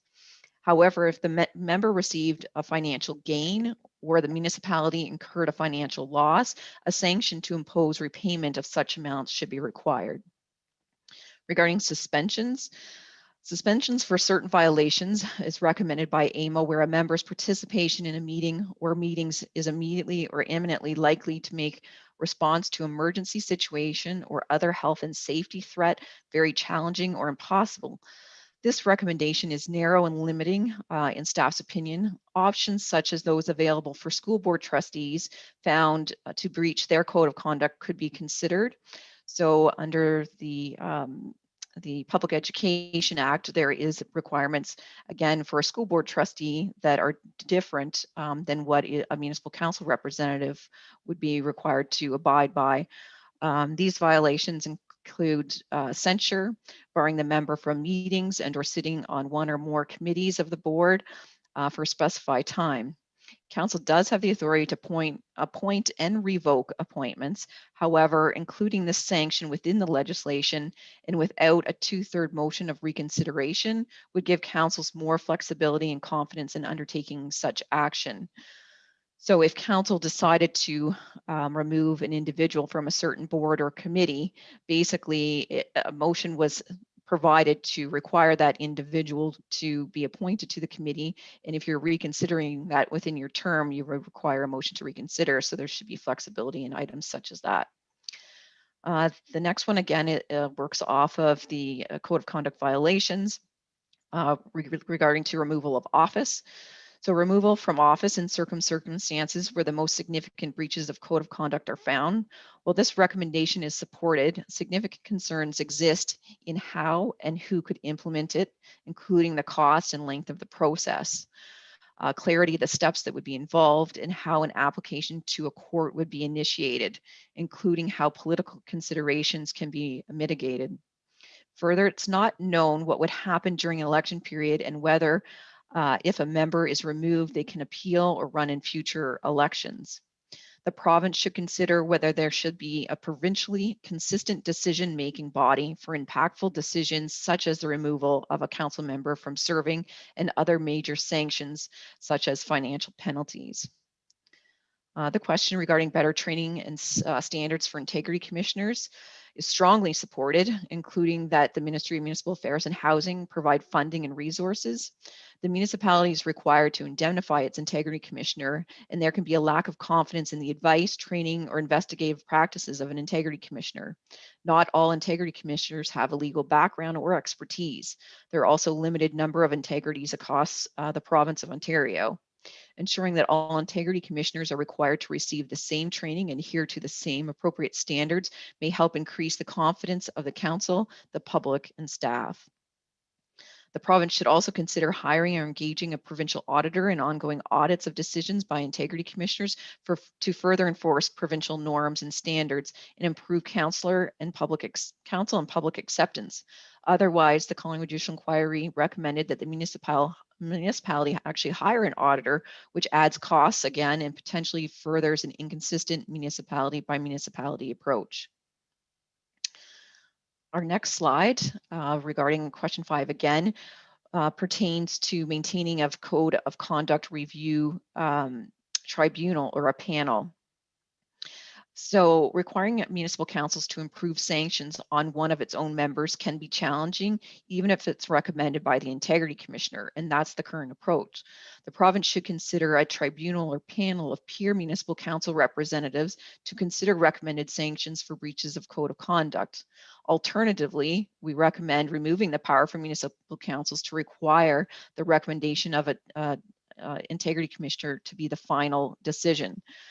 So again, the integrity commissioners come up with, they undertake the investigation, they provide their rulings, but it's still councils that have to decide. So we believe that if it's not going to be council members, because we don't believe that necessarily there's a protection of council, depending on how the council, you know, exist at that time whenever the breach has been determined, whether that council would impose such sanctions if the breach was significant enough. So removing that requirement for the council to make a decision to an external third party would be ideal. Otherwise, make the ruling of the integrity commissioner final. Next page or slide, question 5. Other recommendations that we might have. So promote and provide unified, cost-effective, and high-quality services. The measures required of municipalities to strengthen accountability and transparency are continually evolving, and these come at a cost to the municipality. Some of these services could be provided differently. For example, the integrity commissioners are a mandatory requirement of the Municipal Act and could be an advisory service or oversight body that's provided by the province, potentially within the Ministry of Municipal Affairs and Housing portfolio or Office of the Ombudsman. Currently, the ombudsperson actually provides the closed meeting investigation services for municipalities at no charge. Otherwise, you could hire your own closed meeting investigator and pay the fee. So integrity commissioners are funded by the municipality, and it is difficult to budget for unanticipated costs. Another benefit of having a provincial oversight being provided would be to ensure that similar situations and behaviors are treated equally, fairly, regardless of the municipality. Across the province, some municipalities have not been satisfied with the services of their integrity commissioner and have terminated their service arrangements early. And it is difficult to ascertain if these are justified. However, the procurement processes are time-consuming for staff and respondents. Finally, integrity commissioners' costs can vary significantly, which can influence the quality of an integrity commissioner services that smaller municipalities can afford. Next slide. Question number 6, penalties for code of conduct violations. So the question is, under what circumstance do you believe additional or stronger penalties for violating a code of conduct would be appropriate? So these were the 4 items that we believe are important. Breaches that significantly impact the financial interest of the municipality or provide a financial gain to the individual. Breaches that are significantly erode public trust in governance and the administration of the municipality. Breaches that are malicious or vexatious and meant to harm an individual or their professional capacity. And significant and ongoing or repeated code of conduct breaches. Next slide, question number 7 within the survey is, do you have any suggestions on how codes of conduct could be better enforced? So we have a couple of comments here. So first of all, within our code of conduct for the town of Collingwood, we require during inauguration that members sign an understanding that they will abide to the municipal code of conduct. This is not a requirement, and actually in one election year, I believe we almost had an inauguration where one member would not approve a code of conduct declaration signing. So we think that if the the province feels as strongly about codes of conduct, that they should make that a requirement whenever oath of offices are required to be executed at the beginning of each council term. The next slide are a number of other items that we suggest the province should consider, including the ability to revoke appointments as previously noted, monetary sanctions for repayment of funds received or lost, cost of code of conduct investigations and breaches posted in a prominent publicly accessible location, potentially banning participation from certain municipal functions or privileges that a member may have. If the breach involved a member that is identified as the municipal spokesperson on a matter related to the breach, that member shall no longer be the spokesperson. And our next slide is our next steps. As noted, if the recommendations are supported by the standing committee actually today, staff would submit to the province prior to the deadline and would require council's ratification at the regular meeting of council scheduled for July 19th, and then forward to the various provincial ministers as well with our Collingwood amendments. And again, just a reminder that anybody can participate in the survey, and we recommend that you do so. The deadline for survey responses is July the 15th. And if anybody does have any questions, you're welcome to contact Clerk Services or our Town Hall customer service, and we would be glad to provide that information. And that's it. Thank you, Clerk Almas. And I'll ask you to see if there's anyone in the gallery that would like to comment on this report. Certainly, Your Worship. We have Mr. Matthew Pretty.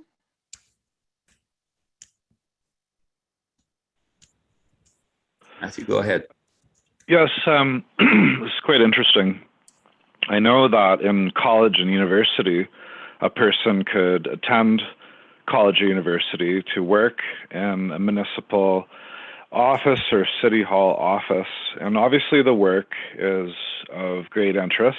The COVID-19 closure has caused persons to look for trusted sources to listen to with the updates, nationwide, province-wide, municipal-wide, and that's why it's important for, our leadership to be consistent so that when we take direction from persons of town council, representing the departments of a municipality, a city, province, or a nation, that it's really important that we all are very sort of aware of how we communicate.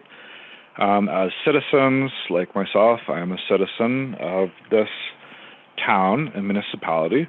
I don't work for town of Collingwood, but I take interest in municipal activities as we went to Ottawa in high school and toured the Parliament buildings and all that great stuff.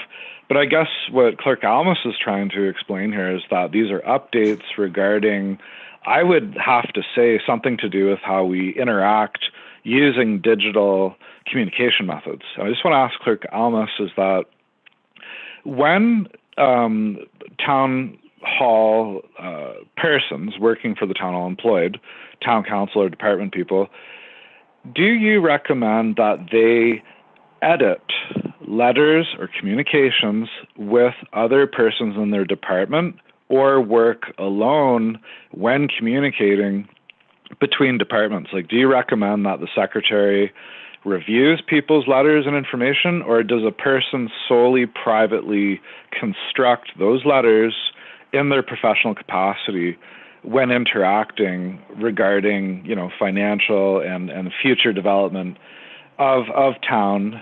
How do you think people should go about? Should we have people recommending editing of letters, or a person should professionally conduct themselves alone in that work? Like, just with regards to using digital communications, should persons keep that, private when they're conducting themselves with letter writing and working in those departments? What do you recommend with regards to privacy and communications? I'd be interested to hear your opinion on that. Thank you. Matthew, just before I let the clerk answer that question, what we're talking about here is the code of conduct, suggested code of conduct changes for council members in terms of our dialogue with the province. Staff issues would be governed by the staff code of conduct. And Got it. I don't know, Clerk Almas, if you have anything you want to add to that. Okay, excuse me. Sorry. Yes, certainly, Your Worship. Relating this back to the report and the code of conduct, obviously members of council have the ability to communicate with their constituents independently. If they do need any advice or support, from town staff, that we definitely would. But yes, this report does not look at the administrative communication components. I think each situation and department would respond differently.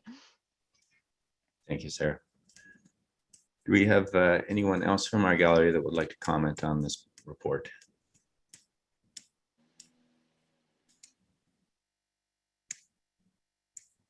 Nope, Your Worship, there's no further requests from the public. All right, thank you. So I'll open the comments to council then. Any questions or comments from council?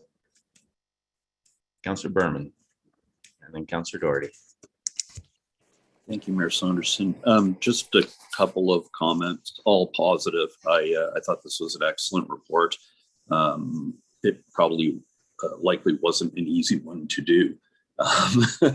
Looking at the clerk, I like the strong wording. I mean, this is stuff we're sending to the province, so I'm assuming that we couldn't go too far. But I highlighted a couple things where the suspension for certain violations, it said recommended, but doesn't go far enough. And under stronger penalties for violating the code of conduct, it says the following instances should require additional or stronger penalties.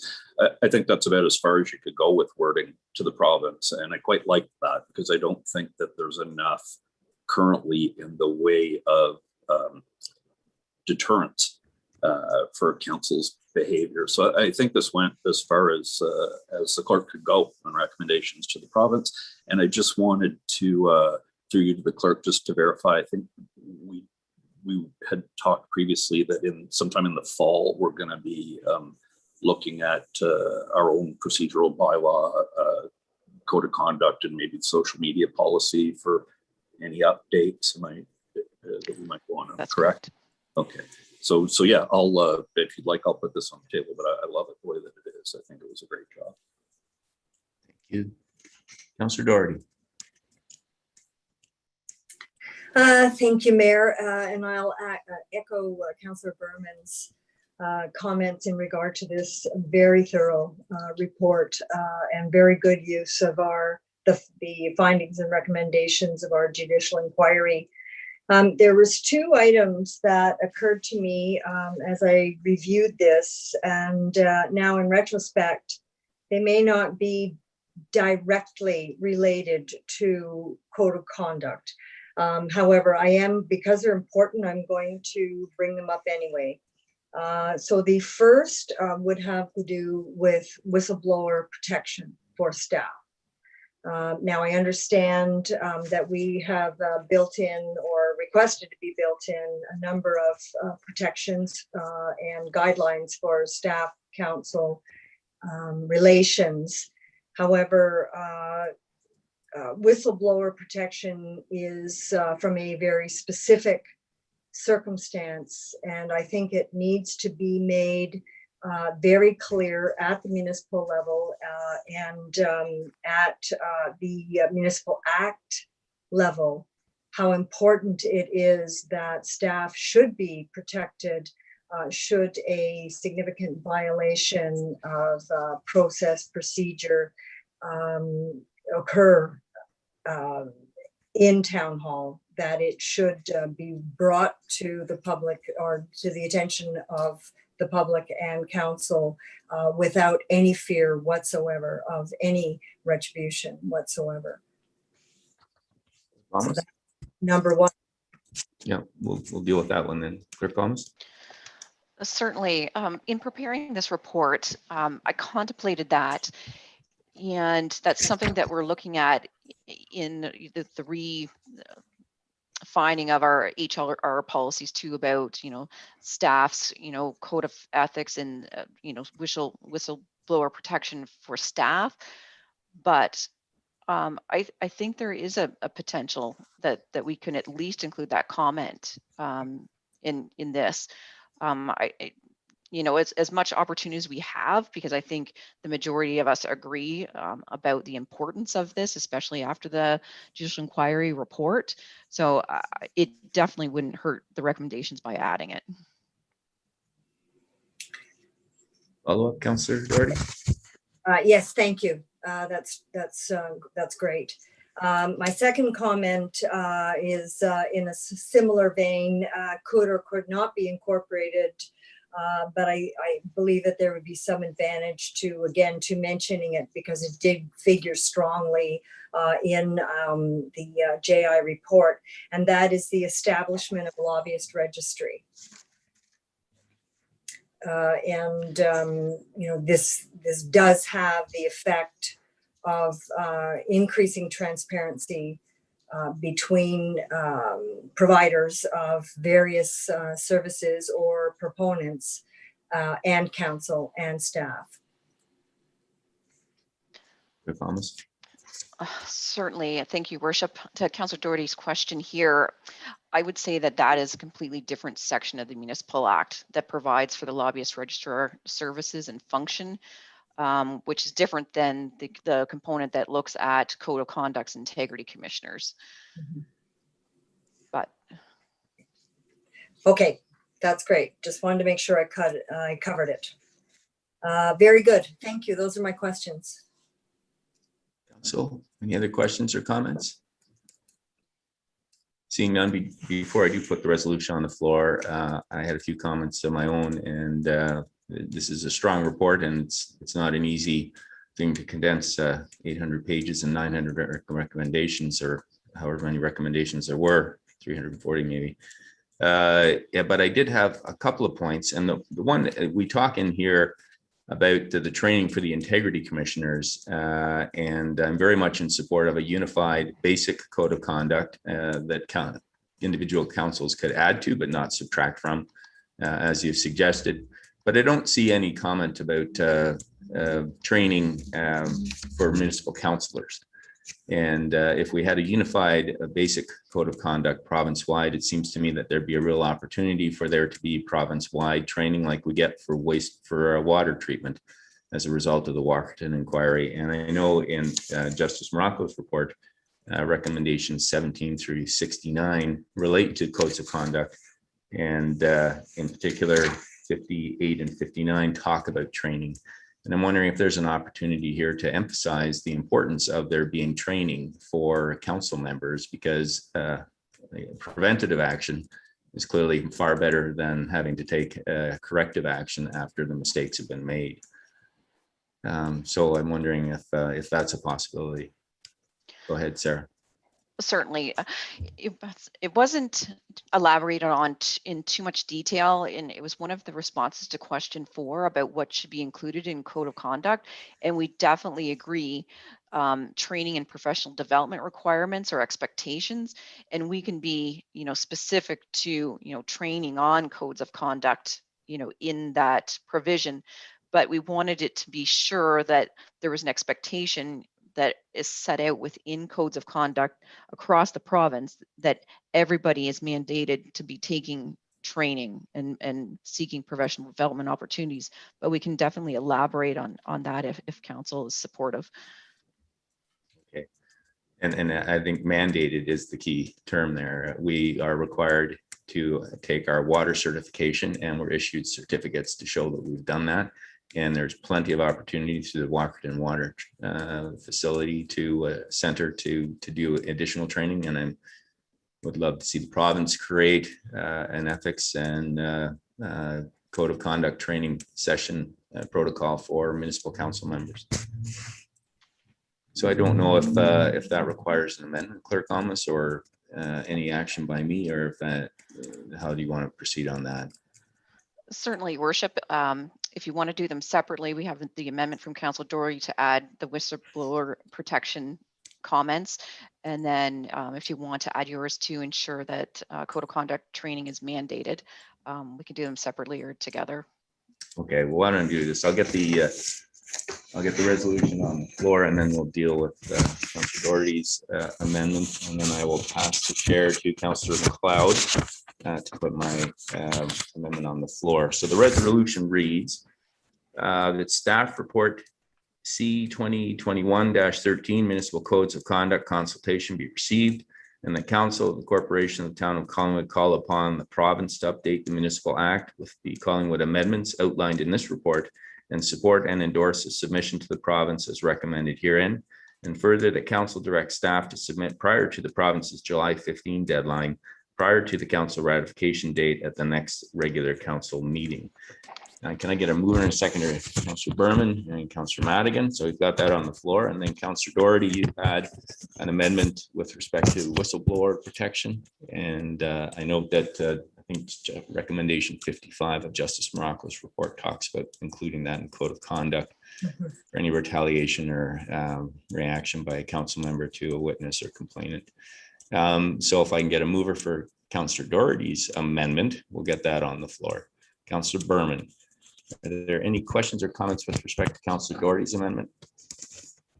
None, then I'll call the vote. All in favor? Thank you. And I'm going to pass the chair to Councillor McLeod because I'd like to propose an amendment that the mandatory training for council members on codes of conduct and ethical conduct be as well added to this report. And do you have a seconder? Councillor Jeffrey. And are there comments or questions regarding this particular amendment from any member of this council? Seeing none, I will call the question. All those in favor? And I'll relinquish the chair. Thank you very much, Councillor McLeod.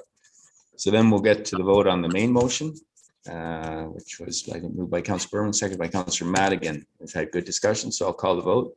All in favor? And that is also carried unanimously. Thank you. That brings us to item 6.3, CAO 2021-10, Interim Control Bylaw number 2021-24, Evaluation of Exemption Requests. And I will pass it over to CAO Skinner. Thank you, Your Worship. Unfortunately, we don't have Interim Director Glenn with us today. He's off this afternoon at he had a family event that we've known about for some time. So he has prepared the material with his staff, and I will do the presentation shortly. But meanwhile, we do have Senior Planner Mark Bryan, Community Planners Nathan Wukash, Lindsay Ayers, Justin Teakle with us, as well as Planning Technician Robin Shugan.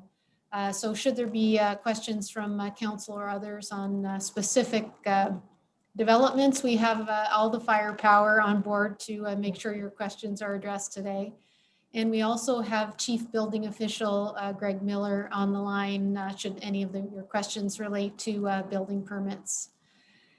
So if you could please pull up the PowerPoint deck. Great. So I'm just going to provide a quick overview of the report. It's report CAO 2021-10. And the slide 2 talks about how we got here. So there was a report CAO 2021-07 that set out how exemptions to the interim control bylaw would be accepted. And they were accepted until the end of June 18th. And we did receive 65 exemption requests. And within those exemption requests, there was over 1,475 single development units worth of water requested.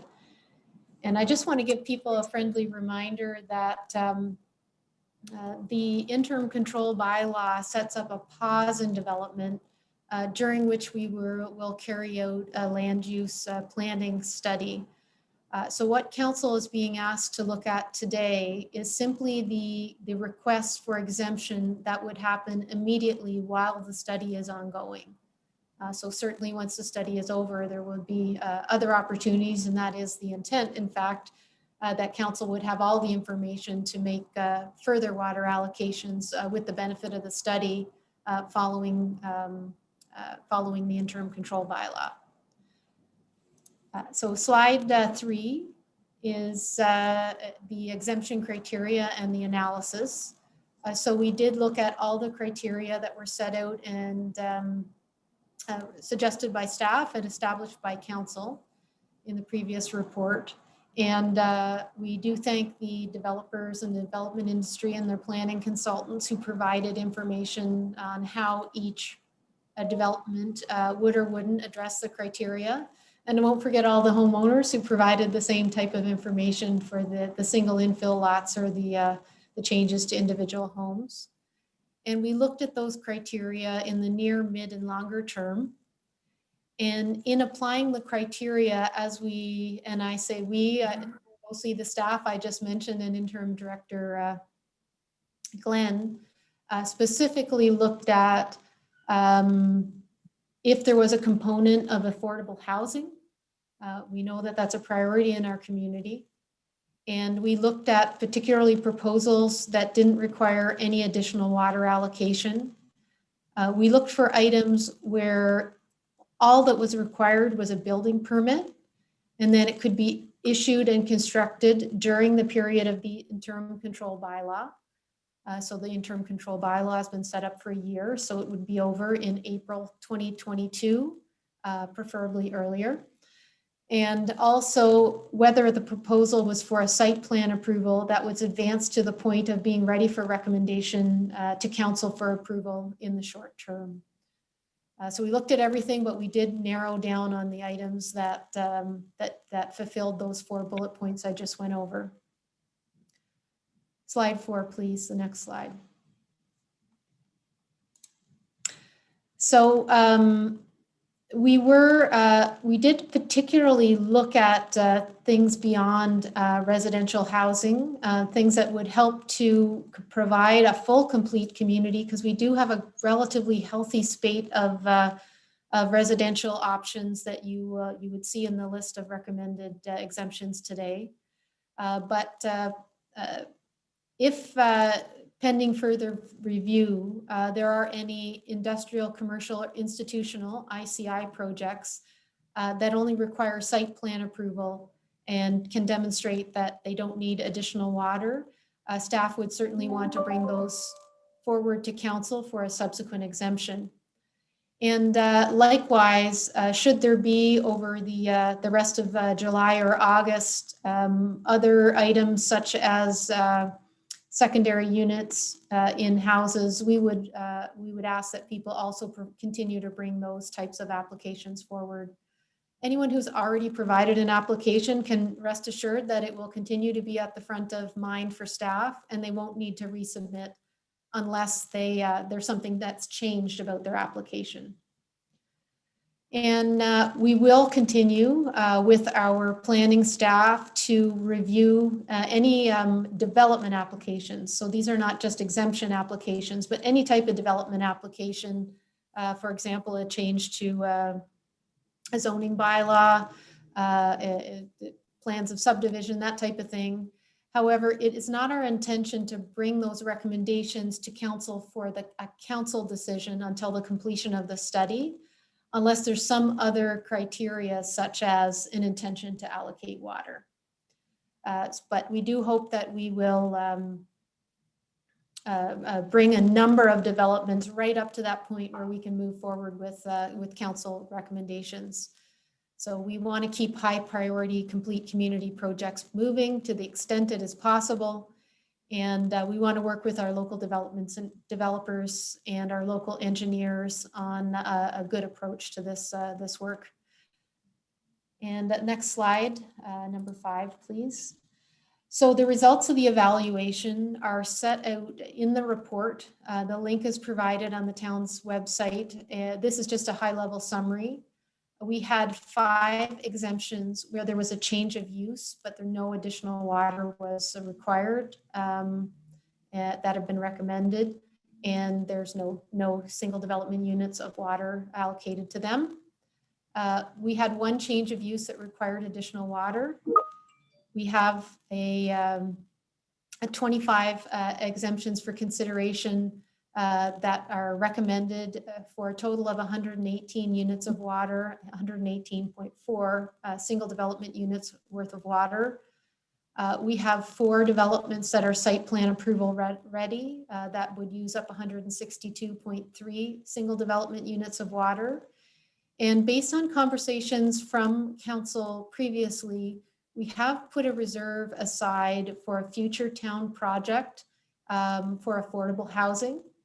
And that is a reserve. We don't have an address or a particular development, but we wanted to make sure that council's priorities were addressed, and 33 single development units worth of water have been set aside there. So that total provides us with 315 single development units worth of water that we think is a responsible decision that council could endorse as a Strategic Initiatives Committee today and bring forward for council approval in 2 weeks.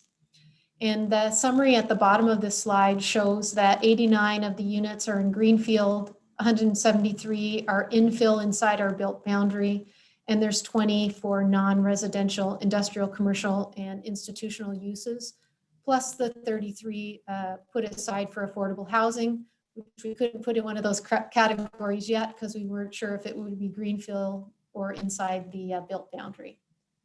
Next slide.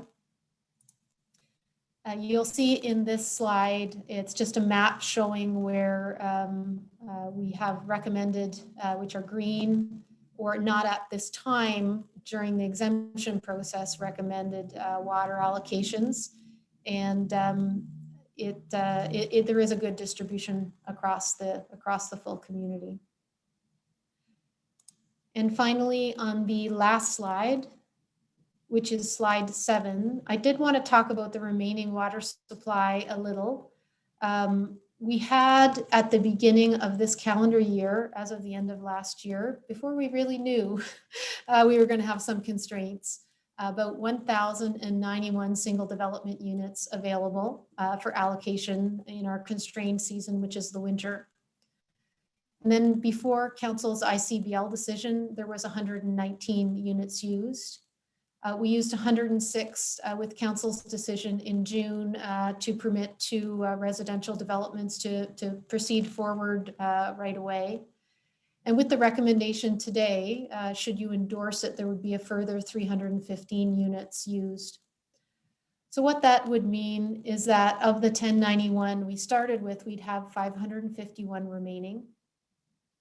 And that's the water that we have guaranteed to be available until the treatment plant expansion, which would be at least the end of 2025. And while we will work at a great focus as staff to make sure the $60 million or so of work is completed by the end of 2025, I mean, council should recognize that there could be delays in that piece. And we have received a couple of letters from our valued local engineers. And I think just hot off the press, I had just a quick chance to see a letter from the Georgian Triangle Development Institute.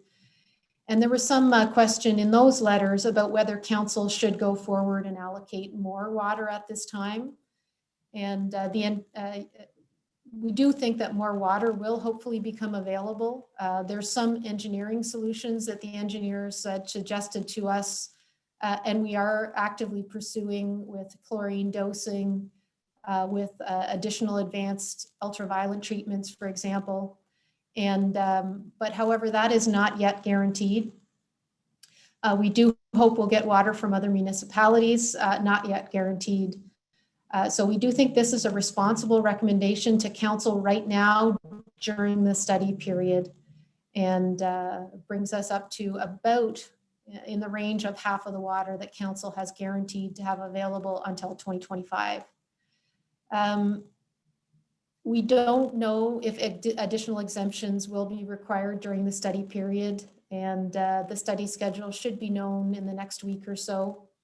And I'd mentioned previously, if people have other exemption requests, they should submit them, and staff will sort what and certainly report back to council on what's been received and whether an additional decision is needed, for example, in September. And once the study is complete and council's accepted the recommendations, you will be best positioned to make additional allocation decisions. And with that, I would turn it back to the chair. And be happy to answer questions with my trusted advisors, should there be any. Thank you. Thank you very much, CAO Skinner. I'm going to look to Clerk Almas to see if there's anyone from our gallery that would like to comment on that report. Sarah? Certainly, Your Worship. We do have a couple of hands raised at this point. We have Dawn Reed would like to address the committee. Okay.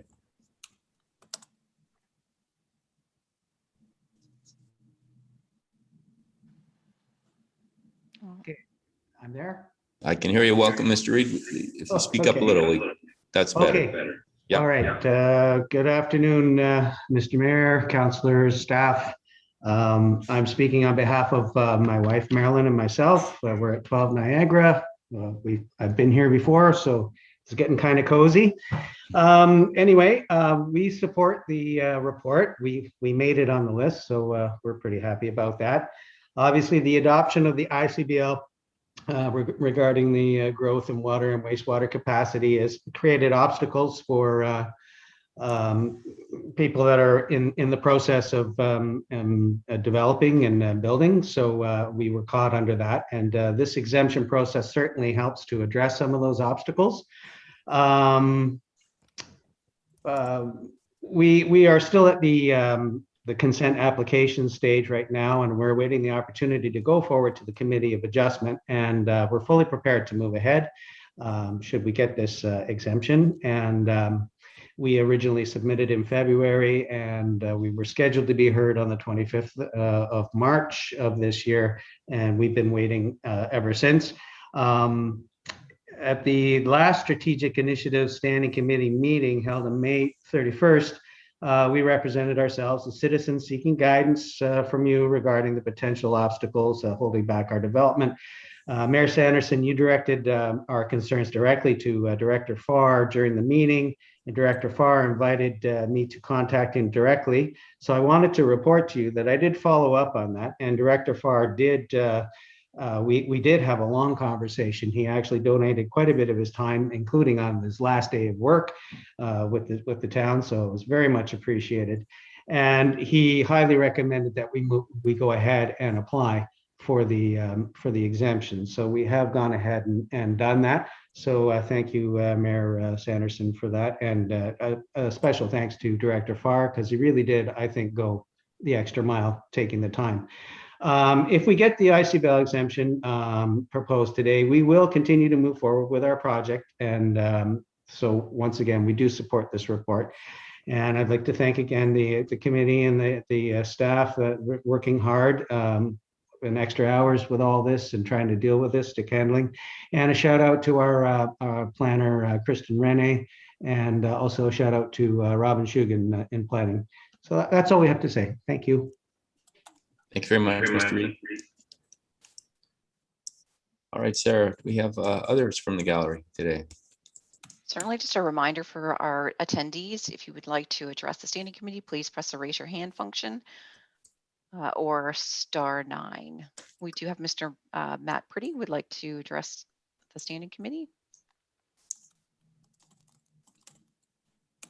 Just a quick note, at the beginning of the meeting, I was listening to the water capacity report. Again, the number 2025 is on the screen. With regards to the UN Collingwood Pioneer initiative, I believe through York University, the gentleman was a professor from York University at the Resource Center, was mentioning that he was proclaiming Collingwood as City of Collingwood. Is this water capacity issue in relation to 2025 a goal that we as citizens should prepare for the regional effect of that we are becoming a city? We should acknowledge that, you know, traffic capacity and usership of water services, that we should start kind of, you know, getting ourselves prepared to acknowledge that we will become something like a GTA. Is that really the end goal here, that we're preparing to be a regional city center? Is that fair to say? Matt, I don't think we're becoming a regional city center. We are a regional hub in the sense that we have the hospital here and we have a campus at Georgian College, and we're quite well developed in our settlement area. But I think if there's any message that ties in with the UN Habitat initiative on sustainability, it's that we have to be conscious of our water consumption and look at ways that we can reduce our water consumption moving forward, so that we are a more sustainable community guarding our resources.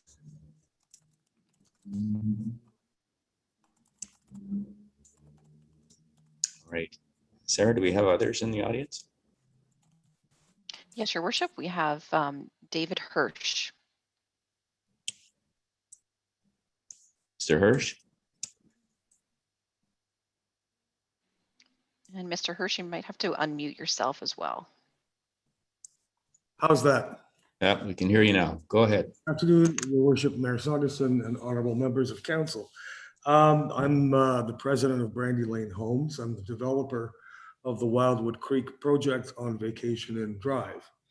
I was disappointed to see that we were declined in terms of our exemption from the ICBL, and the notation on the for the reason or the rationale for the decline was that the OPA, ZBA, and SPA are not imminent. I'm quite concerned about this.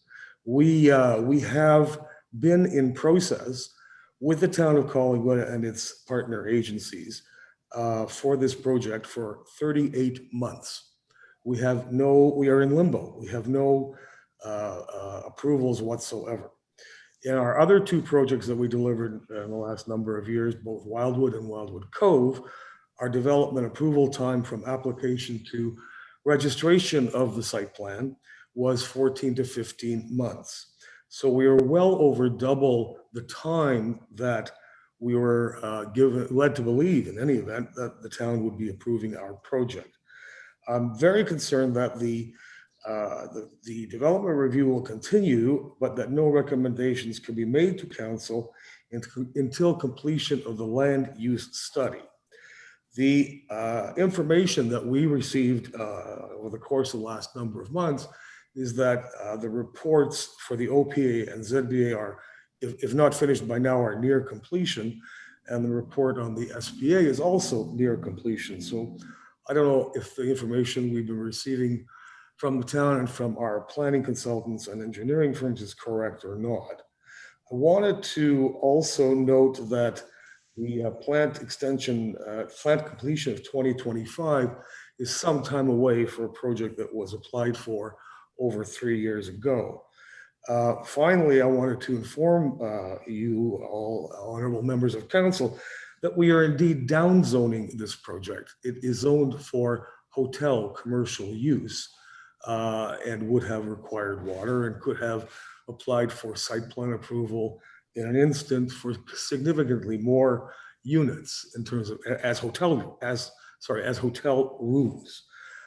We are bringing a complete community with its own amenities and using a parcel of land that is essentially dead. There's nothing to do with this land other than to develop it into something a little more intense.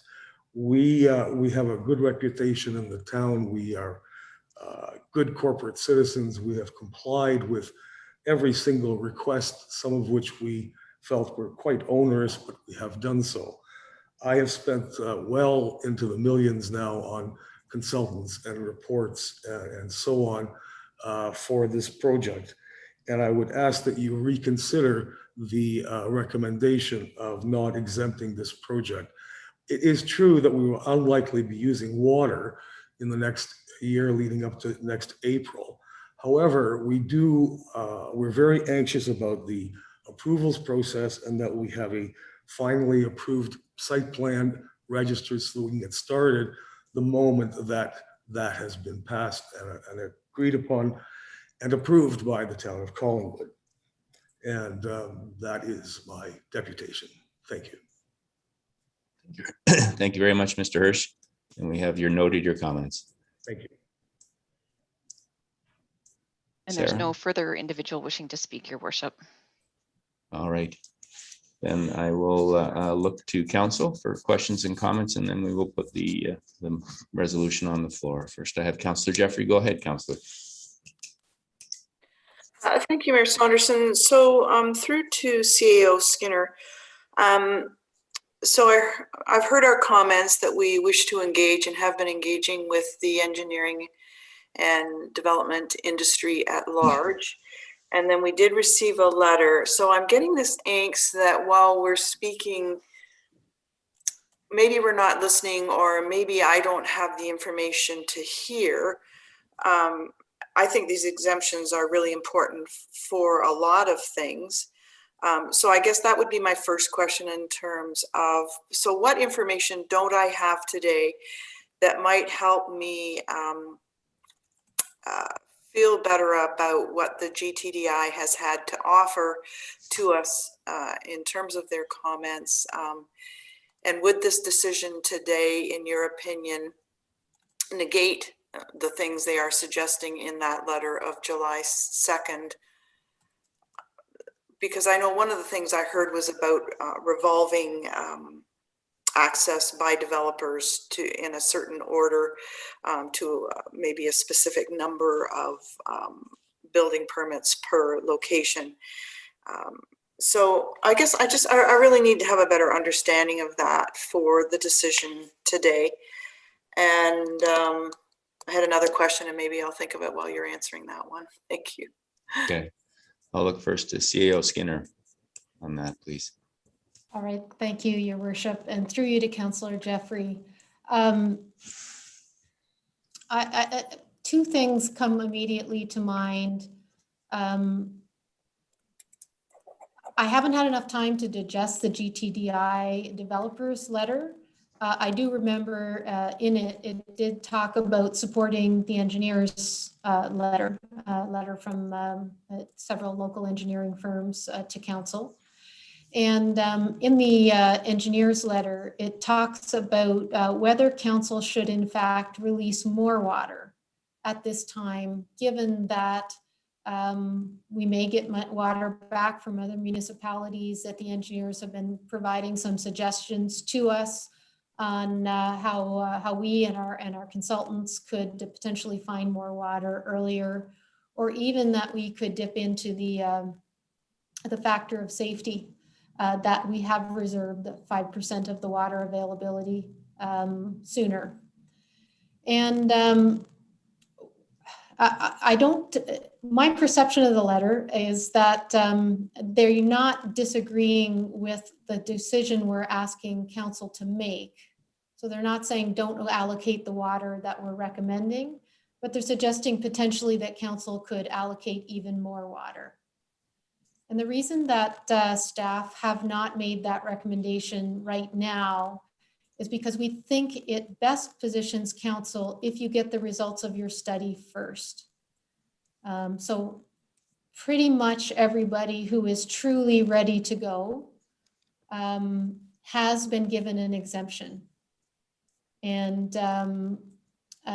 therefore, we felt that this was a good place for council to be in allocating water. So that's the key piece, and that there will be other opportunities as time progresses and we get a better handle on, for example, whether a UV or other disinfection option that's advanced at the plant might help us in the short term. Council would be able to react to that and certainly keep more development flowing forward. Thank you. Hello, Councillor Jeffrey.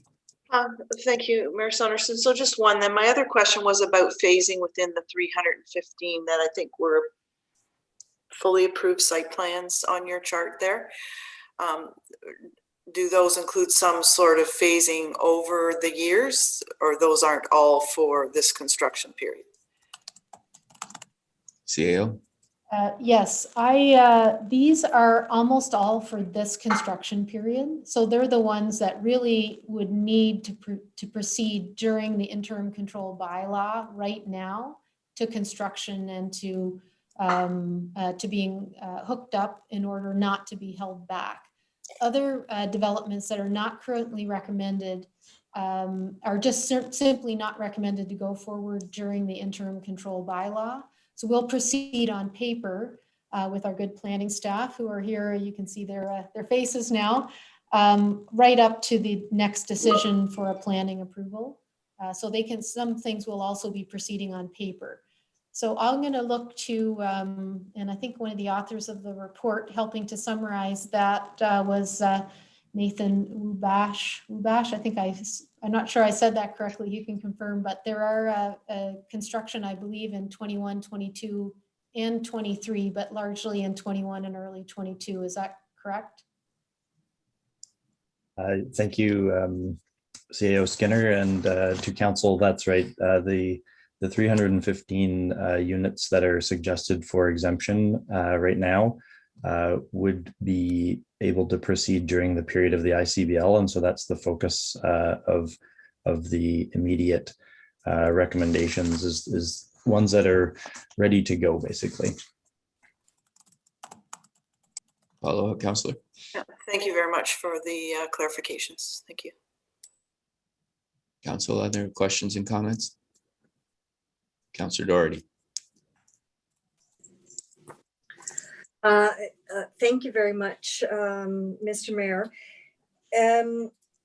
I understand under the terms of an ICBL that no performance criteria can be imposed on a proponent, meaning that they must execute within a certain amount of time. However, will the study introduce the notion of performance criteria? Because it seems to me that it would be a travesty if any of these applicants were not to move forward with most haste to get their projects underway while others are being held back right now. CAO Skinner. Thank you, Your Worship, and through you to Councillor Doherty. Yes, it has been my understanding in talking with both Director Farr and our legal counsel, Eric Davis, and I believe also with Interim Director Glenn, that should the outcome of the study be a water allocation bylaw, that we would be able to, under that tool, and I don't want to presuppose what the outcome of the study will be, but it seems quite likely that that will be at least a part of the outcome of the study, can include a performance criteria so that we're fair to all developers and those that are, meet the criteria to move forward and also are ready to go, can use the water when it's available. Thank you. Councillor. Thank you. And would that be retroactive to these applications that we're recommending today? Through your worship, I don't think it can be retroactive to these applications, and I'm not sure if CBO Miller or community planner Ubash can talk to that, but I think under the building permit process, should they not be remain active, there are some tools available to us there. So maybe I could refer it to CBO Miller if that would be appropriate with respect to the building permit process. CBO Miller. Good afternoon. Your Worship, can I just clarify the question before me, please? Thank you. I think the question is whether if there is any ability to impose restrictions, time restrictions under the bylaw when we pass one, could it be retroactive to existing permits issued under the exemption provisions? Thank you, Your Worship. Thank you for that. Yeah, we can certainly take a look at that retroactively. It would be the building permits we've already have received and issued have been outside of the ICBL. Moving forward with the ICBL, any time restrictions, as CIO Skinner had mentioned, would be within the confines of the Building Code Act. So if there was an inactive building permit, for example, they'd have 6 months to seriously commence construction of that. May I, so in some cases, there's 25 proponents in total, I believe, that not all of them have actually applied for a building permit as of yet, although they're building permit ready. So can we institute some performance criteria on those applications? Yeah, I realize that once they've got the permit, we do have some other regulations that we can call upon, but I think it's very important, for our entire development community, that if somebody is not ready to go, that nothing should stand in the way of somebody else stepping up with the appropriate approvals. So I think you're asking CBO Miller if in the permits that we would be issuing under these exemptions, they can be time limited or there are any penalties for failure to commence other than the regular timelines imposed on a building permit. No, I'm asking if there's a timeline that can be imposed on the request for the application for a building permit, because not all of these have actually applied for their building permits yet. Right. And I think that's what I said, Councillor, that any permits issued under the exemption that have not already been issued would have a time limitation other than those that are already in place on a building permit. So I'll look to CBO Miller. Is there any capacity to impose time restrictions on permits that would be applied for under this exemption? Thank you, through your worship. Under the Building Code Act, we can't put those timelines under the building permit. The CBO has to issue a permit if it's complete or not, and that reviews applicable laws such as interim control bylaw. So as a CBO, I can't impose time restrictions or what have you, performance on that permit application. That will have to be done through applicable law such as ICBO. Okay, and I see CEO Skinner has her card up. Go ahead, CEO. Thank you, Your Worship. Through you to Councillor Doherty. We don't have the response right now from a legal perspective, but and we will be happy to follow up. I do think, though, what we are recommending is that certain developments be provided an exemption from an interim control bylaw. So should the interim control bylaw end, that exemption would end, in my opinion, if it hasn't been used. And we would be happy to follow up on that with the legal counsel. Right. Okay, thank you. I'm not completely comfortable yet, given that, that would be, 10 months hence that we'd be looking for performance on some of these initial exemptions. However, I hope that someone is taking note of this line of questioning, and that when we have our land use policy study completed, that we are addressing that.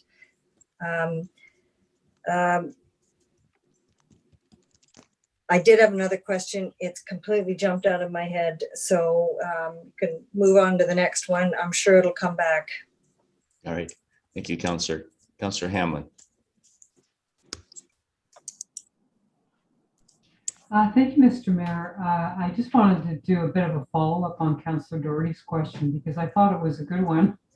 And so my question through you is to staff, if it would be reasonable for staff to report back to council if someone hasn't pulled a building permit within 6 months of this report being approved by council. And at that point, if they haven't proceeded at all, that we also get an idea of whether our bylaw could be amended to probably specifically say that developers will have 6 months to pull a permit, and that we have the ability to revoke the allocation that's given to them if they're not proceeding within whatever time frame staff would feel is appropriate. I'll look to staff who would like to take that. CEO Skinner. Thank you, Your Worship. Through you to Councillor Hamlin. We did receive a legal opinion that we cannot put performance criteria on these interim exemption approvals. I'd be happy to report back to council if there in fact is a trend of people not, or anyone for that matter, not executing on the exemption that they've been provided. But within the term of the ICBL, our advice has been that performance criteria are not part of the ICBL process. Okay, thank you. Council, any other questions or comments? Councillor MacLeod. Thank you. This is in follow-up to a question I sent by email earlier today to interim director Glenn, and I've just now had an email from Director Slam on the same topic, and it's about one particular property within this list. And I'm not sure if this is exactly the place for this conversation, but I'm confused about why a 4-story office building would require 18 units of water. And I'm hoping someone can answer that question. Apparently that is what the developer has asked for, but I don't understand why that is the request. If someone, through you, Mr. Mayor, if someone can answer that, that would be so great. CAO or Director Slama? Go ahead, Director Slama. Mayor, through you to Councillor McLeod. So the SDUs that we've carried for that particular development do match the information that the developer has provided on their water use.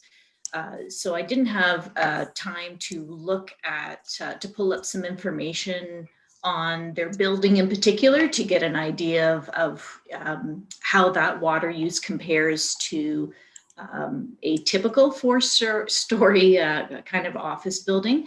But I believe that they are using like innovative designs and construction. So that should be less than we would see normally. I can't confirm for you a particular number, but all I can say is we have carried what has been provided by the developer.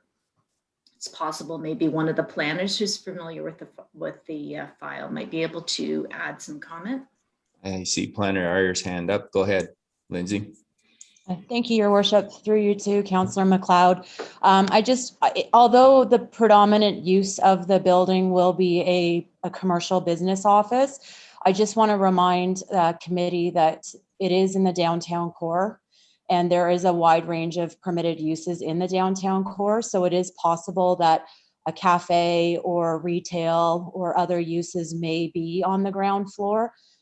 So that may be, I can't speak to the water demands that the applicant submitted, but that may be why they've allocated for some additional water in the case that potentially a cafe or something of that nature is located on the ground floor of the building.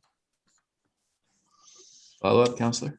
Thank you. I remain confused. That's 18 houses in a 3-story office building. That just seems like an awful lot of water for an office. However, thank you. Maybe they won't use it all. I think judging from some of the correspondence, I think maybe a direct connection offline between the applicant and our planning staff might help to sort that out. Thank you. Council, any other questions or comments? I'll read the resolution in then. And this is item 6.3, and the resolution reads that report CAO 2021-10 interim control bylaw number 2021-24 evaluation of exemption request dated July 5, 2021 be received.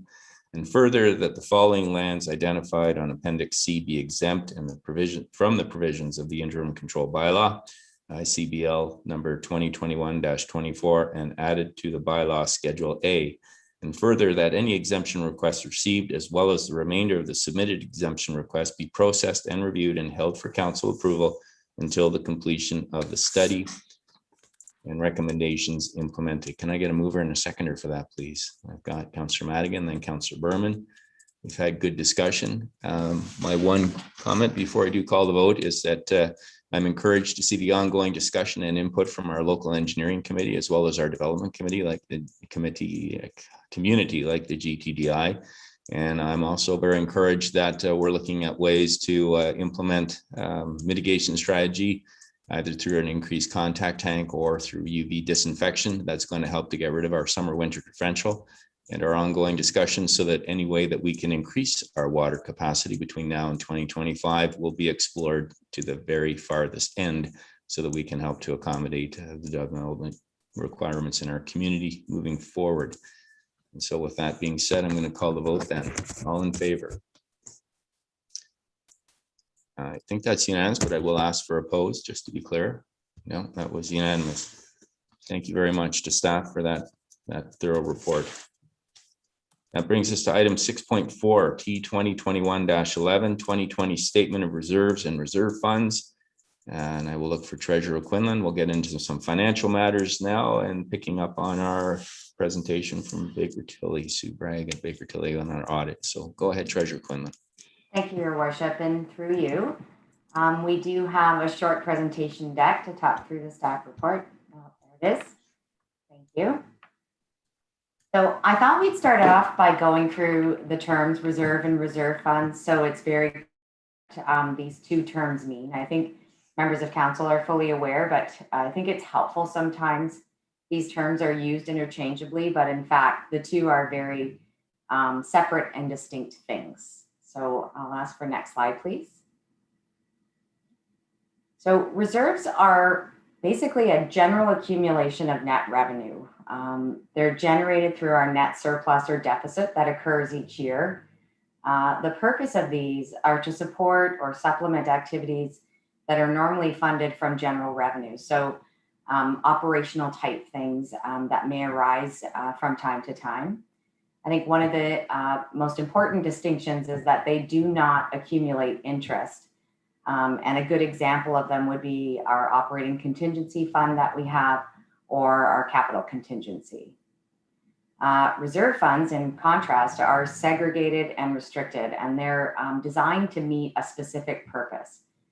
These funds are restricted based on a bylaw or federal or provincial legislation, and they do earn interest and are mandated to do so. Next slide. This slide just kind of breaks down how we distinguish them, but I think what's important also is that reserve funds can be further segregated into obligatory reserve funds or discretionary. Down at the bottom, you can see the two orange boxes. Obligatory funds are acquired through a financial agreement and are specifically designated and used for the sole purpose that they're prescribed for. So a good example would be development charges, or the federal gas tax is another great one as well. Where discretionary reserve funds are established by council through a bylaw, and they're, for the most part, intended to finance future expenditures for which the town has the authority to spend money on or to provide for a specific contingent liability. And a great example of this type of reserve fund is the life cycle replacement reserve or the waterfront master plan reserve fund that we have established. Next slide, please. I thought it would be a good idea to take sort of a historical look or an overview of where reserves have been over the last several years. You can see based on the chart that essentially we've been in around the $6 million range with a slight dip here in 2020. Next slide, please. So as I mentioned, we have been in that average amount of about 6 million over the past several years. This year, we have a decline of about 1.5 million, and largely due to some major expenditures that occurred throughout 2020 that were budgeted. For example, we had 4 single axle plows that were purchased, an articulating wheel loader, and some repair work on our Sunset Point break wall. These expenditures are offset by contributions that we make to reserves. And this year we've added another almost 600,000 through our Public Works annual transfer. And we've also added 150,000 for carry forward or projects that weren't completely finished in 2020 that'll carry on into 2021. Next slide, please.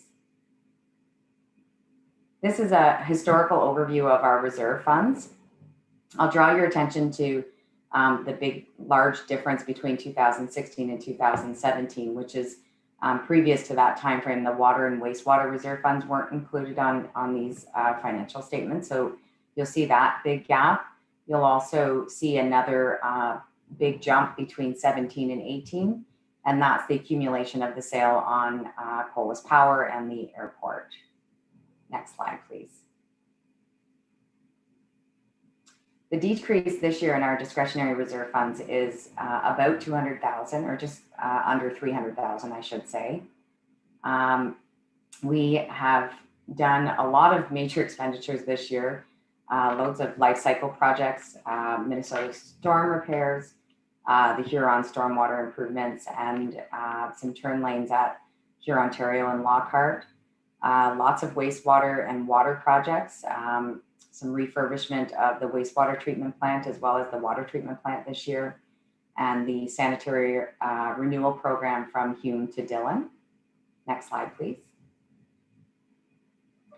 With respect to the contributions to the reserve funds this year, we have our contributions from our non-tax supported water and wastewater at 2.8 million and 2.6 million dollars each. We also have the budgeted annual transfer for our life cycle replacement, which is in line with our asset management plan at just over 1.4 million. This year in 2020, the reserve funds earned just over $740,000 in interest, which is slightly lower than in years past, largely because the interest rates for 2020 did take quite a dive back in March due to the COVID-19 pandemic. And finally, of course, the annual special capital levy at $244,000, which is on the final tax bill each year. Next slide, please. So the reason for this report, largely, not just to bring members of council up to speed on our reserves and reserve funds, but also because it's in line with our financial policy on reserve and reserve fund management. Within that policy, we state that the town will strive to maintain balances in the amounts of 5 to 15% of our own source revenues. And I think it's important to share that this year we are at a range of 10.4%, which means we're well within the policy. Next slide, please.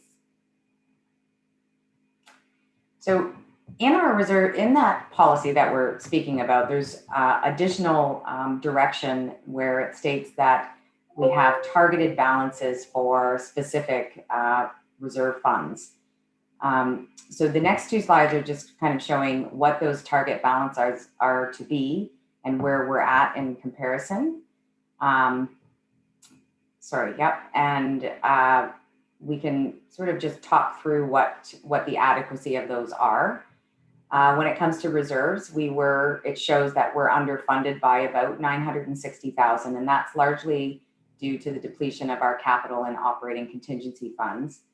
I think it's important to note that this year, although we did have a overall surplus of just below 1.4 million, rather than assign those to those particular reserve funds, we had funded our previous year's capital deficit in order to sort of plan for the future in that respect. Our reserve funds themselves are showing an underfunded amount of about 3.5 million. Again, I think in my report, we talk about the asset sale proceeds and how that the decisions that members of council made back in March will impact that in a positive way. The transfers won't happen until 2020, unfortunately. So it does still show these at an underfunded amount. However, there still will be some room for us to increase, and largely in the working capital fund and also in the life cycle replacement fund. And I think that's about it. I'll just see the next slide. Yep, and that's it. Thank you. Thank you very much, Treasurer. Sarah, do we have anyone from our gallery who would like to comment on this report? Again, anybody participating may press the raise your hand feature or *9. And Your Worship, there's no one interested to speak to this report at this time. All right, Council, questions or comments? Councillor Jeffrey. Thank you, Mayor Saunderson. Just quickly with respect to the no interest on reserves, I just wanted to clarify, surely we wouldn't leave that money idle with no earnings. What we mean is the reserve doesn't accumulate the interest into its balances, but it gets reported on the operating side. Would that be correct? Treasurer. Through you, Your Worship, you're right, Councillor Jeffrey, that's a good distinction. Although the cash or the amount of funds will continue to earn interest, the amounts of interest earned are taken into our general operating and budgeted for each year. Thank you. Thank you, Councillor. Any other questions or comments, Council? Seeing none, I'll read in the resolution, and it reads that staff report T 2021-11 2020 statement of reserves and reserve funds be received for information. Can I get a mover and a seconder, please? Councillor Madigan and Councillor Jeffrey. All in favor? And that is carried unanimously. Thank you. And that brings us to item 6.5 T 2021-12 2020 audited financial statements.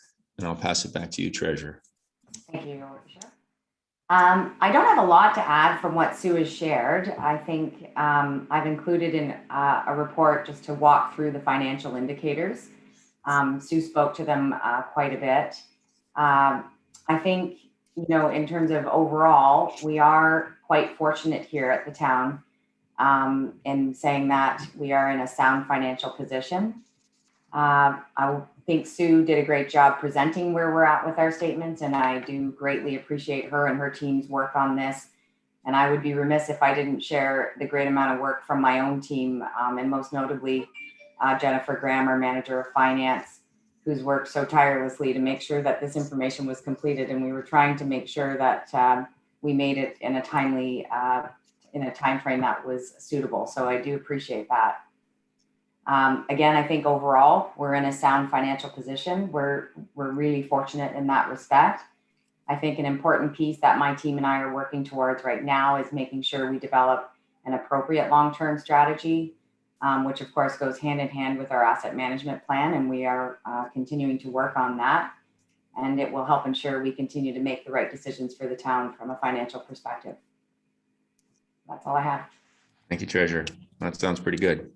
I will look to Clerk Almus. Do we have anyone from the gallery who would like to comment on the? Not at this time, Your Worship. All right, then I'll look to Council then. Council, any questions or comments? Councillor Hamlin, I got the point. Go ahead. Thank you. Through you, Mr. Mayor. I noticed in the staff report there was a reference to a large part of our budget being spent on environmental. And I was wondering if you could clarify what that includes. Treasurer. Worship, through you. Environmental is both the water and wastewater services that are provided by the town. Of course, not tax supported portions of the budget, but are certainly user fee based.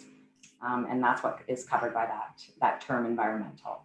So it's essentially our public works operations.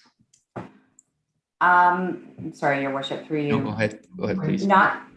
It's more specific to water and wastewater services themselves, not the general public works, which I would say, you know, covers a lot more than just environmental, but specific to being able to turn on the tap and flush the toilet, that type of thing. That's what environmental is with respect to.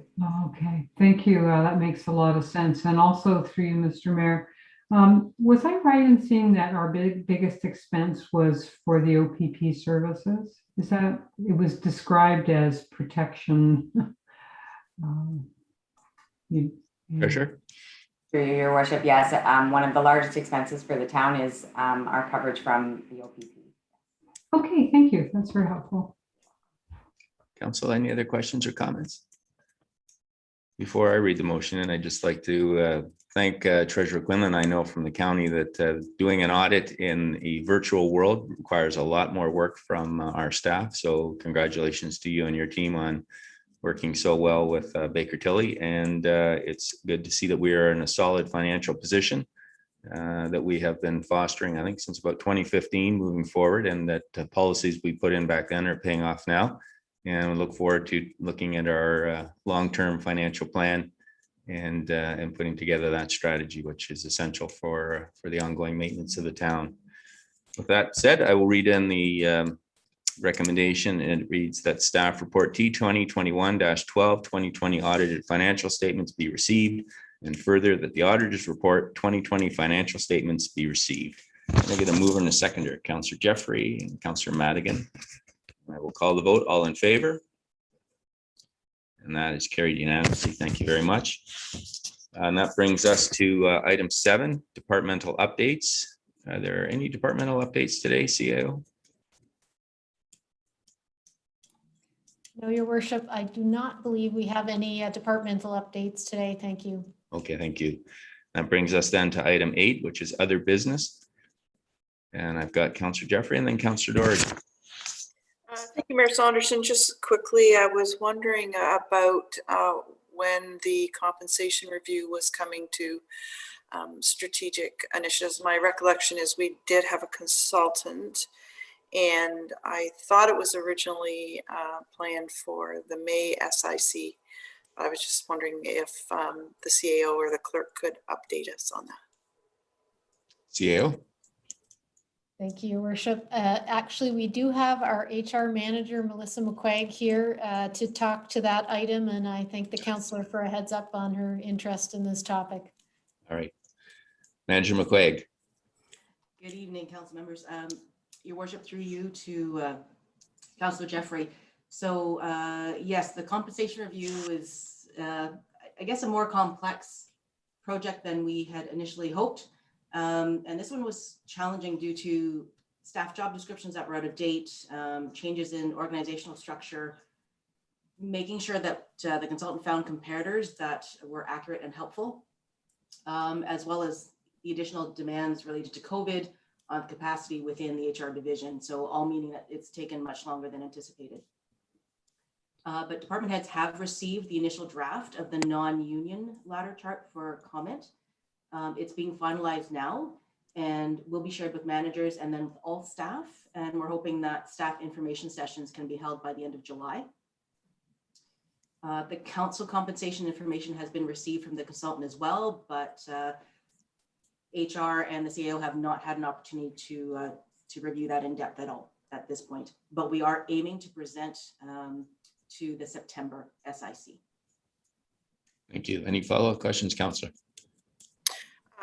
No, well, my only concern, thank you, Mayor Saunderson, was that the consultant's work would remain current and that we weren't going to be put in a position where we were going to have to start again or pay again for those services for that report. So I think I'm hearing that no, the information is still current. We had to update it before it could be considered by the consultant.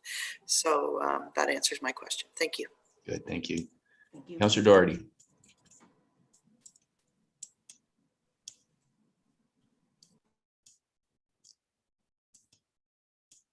Sorry, I lost you there. Your Worship, during the last meeting of council, we dealt with an item, a request to waive development charges for an infill residential development. Staff recommendation was to waive those charges, which in my remarks, I did support the staff recommendation. Sorry, staff recommendation was not to waive those charges. That is to say, not to grant an exemption from development fees. However, I further made remarks speculating on the proponent's ability to absorb the charge, which strayed into remarks of a personal nature. So I do withdraw those remarks and apologize for that statement. So noted. Yeah, thank you, Councillor. All right, Council, unless there's any other, we're under a bit of a timeline here because we have an in-camera portion to this meeting and as well we have the corporate community services meeting. So I will look to Clerk Almus to see if we have any deputations from the gallery. You're on mute, Clerk. Sorry, my apologies. So this is the public delegation section. Delegates are provided 5 minutes to speak to the standing committee. If you wish to speak, please press the raise your hand feature. And there's no interest to further speak to the standing committee at this time. Thank you very much, Sarah. So that brings us then to item 10.1. And I will read in the resolution, and it reads as follows. Whereas the clerk hereby concurs the reasons for the in-camera session have been duly reviewed and considered, and the matters are authorized under the exception provisions to conduct a closed session in accordance with the Municipal Act prior to proceeding into closed session. Therefore, be it resolved that this council proceeds in camera to address the matter pertaining to 1, the security of the property of the town or local board, item A, and 2, a position, plan, procedure, criteria, or instruction to be applied to any negotiations carried on or to be carried by or on behalf of the municipality or local board. And that's item A as well. And the item for discussion is water agreement negotiation updates. Council, it's now 2 minutes to 5. So I will call the in-camera session to order at, I'll give us a 10-minute break then. So we'll start at 5:08. And I think Clerk Almas, if you can just confirm it's a separate link because this is a committee meeting. So you'll have to leave the committee meeting and rejoin us in the in-camera session, and we'll see you at 8 minutes after 5. Thank you.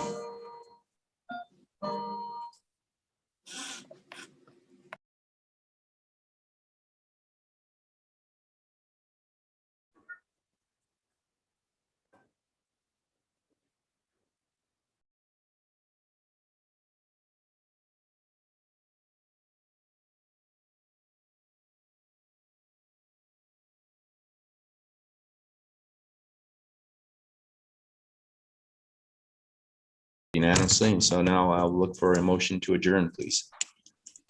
Councillor Jeffrey, all in favor? Thank you very much. Busy meeting, and we got a lot accomplished, and I will look to the chair for corporate community services. I am assuming we'll reconvene in very shortly. Yes, and depending on what the members have to say, we will see whether we need to recess immediately and reschedule, considering we are now 72 minutes later than we had anticipated. Okay. All right. See you there. Thanks very much, everyone.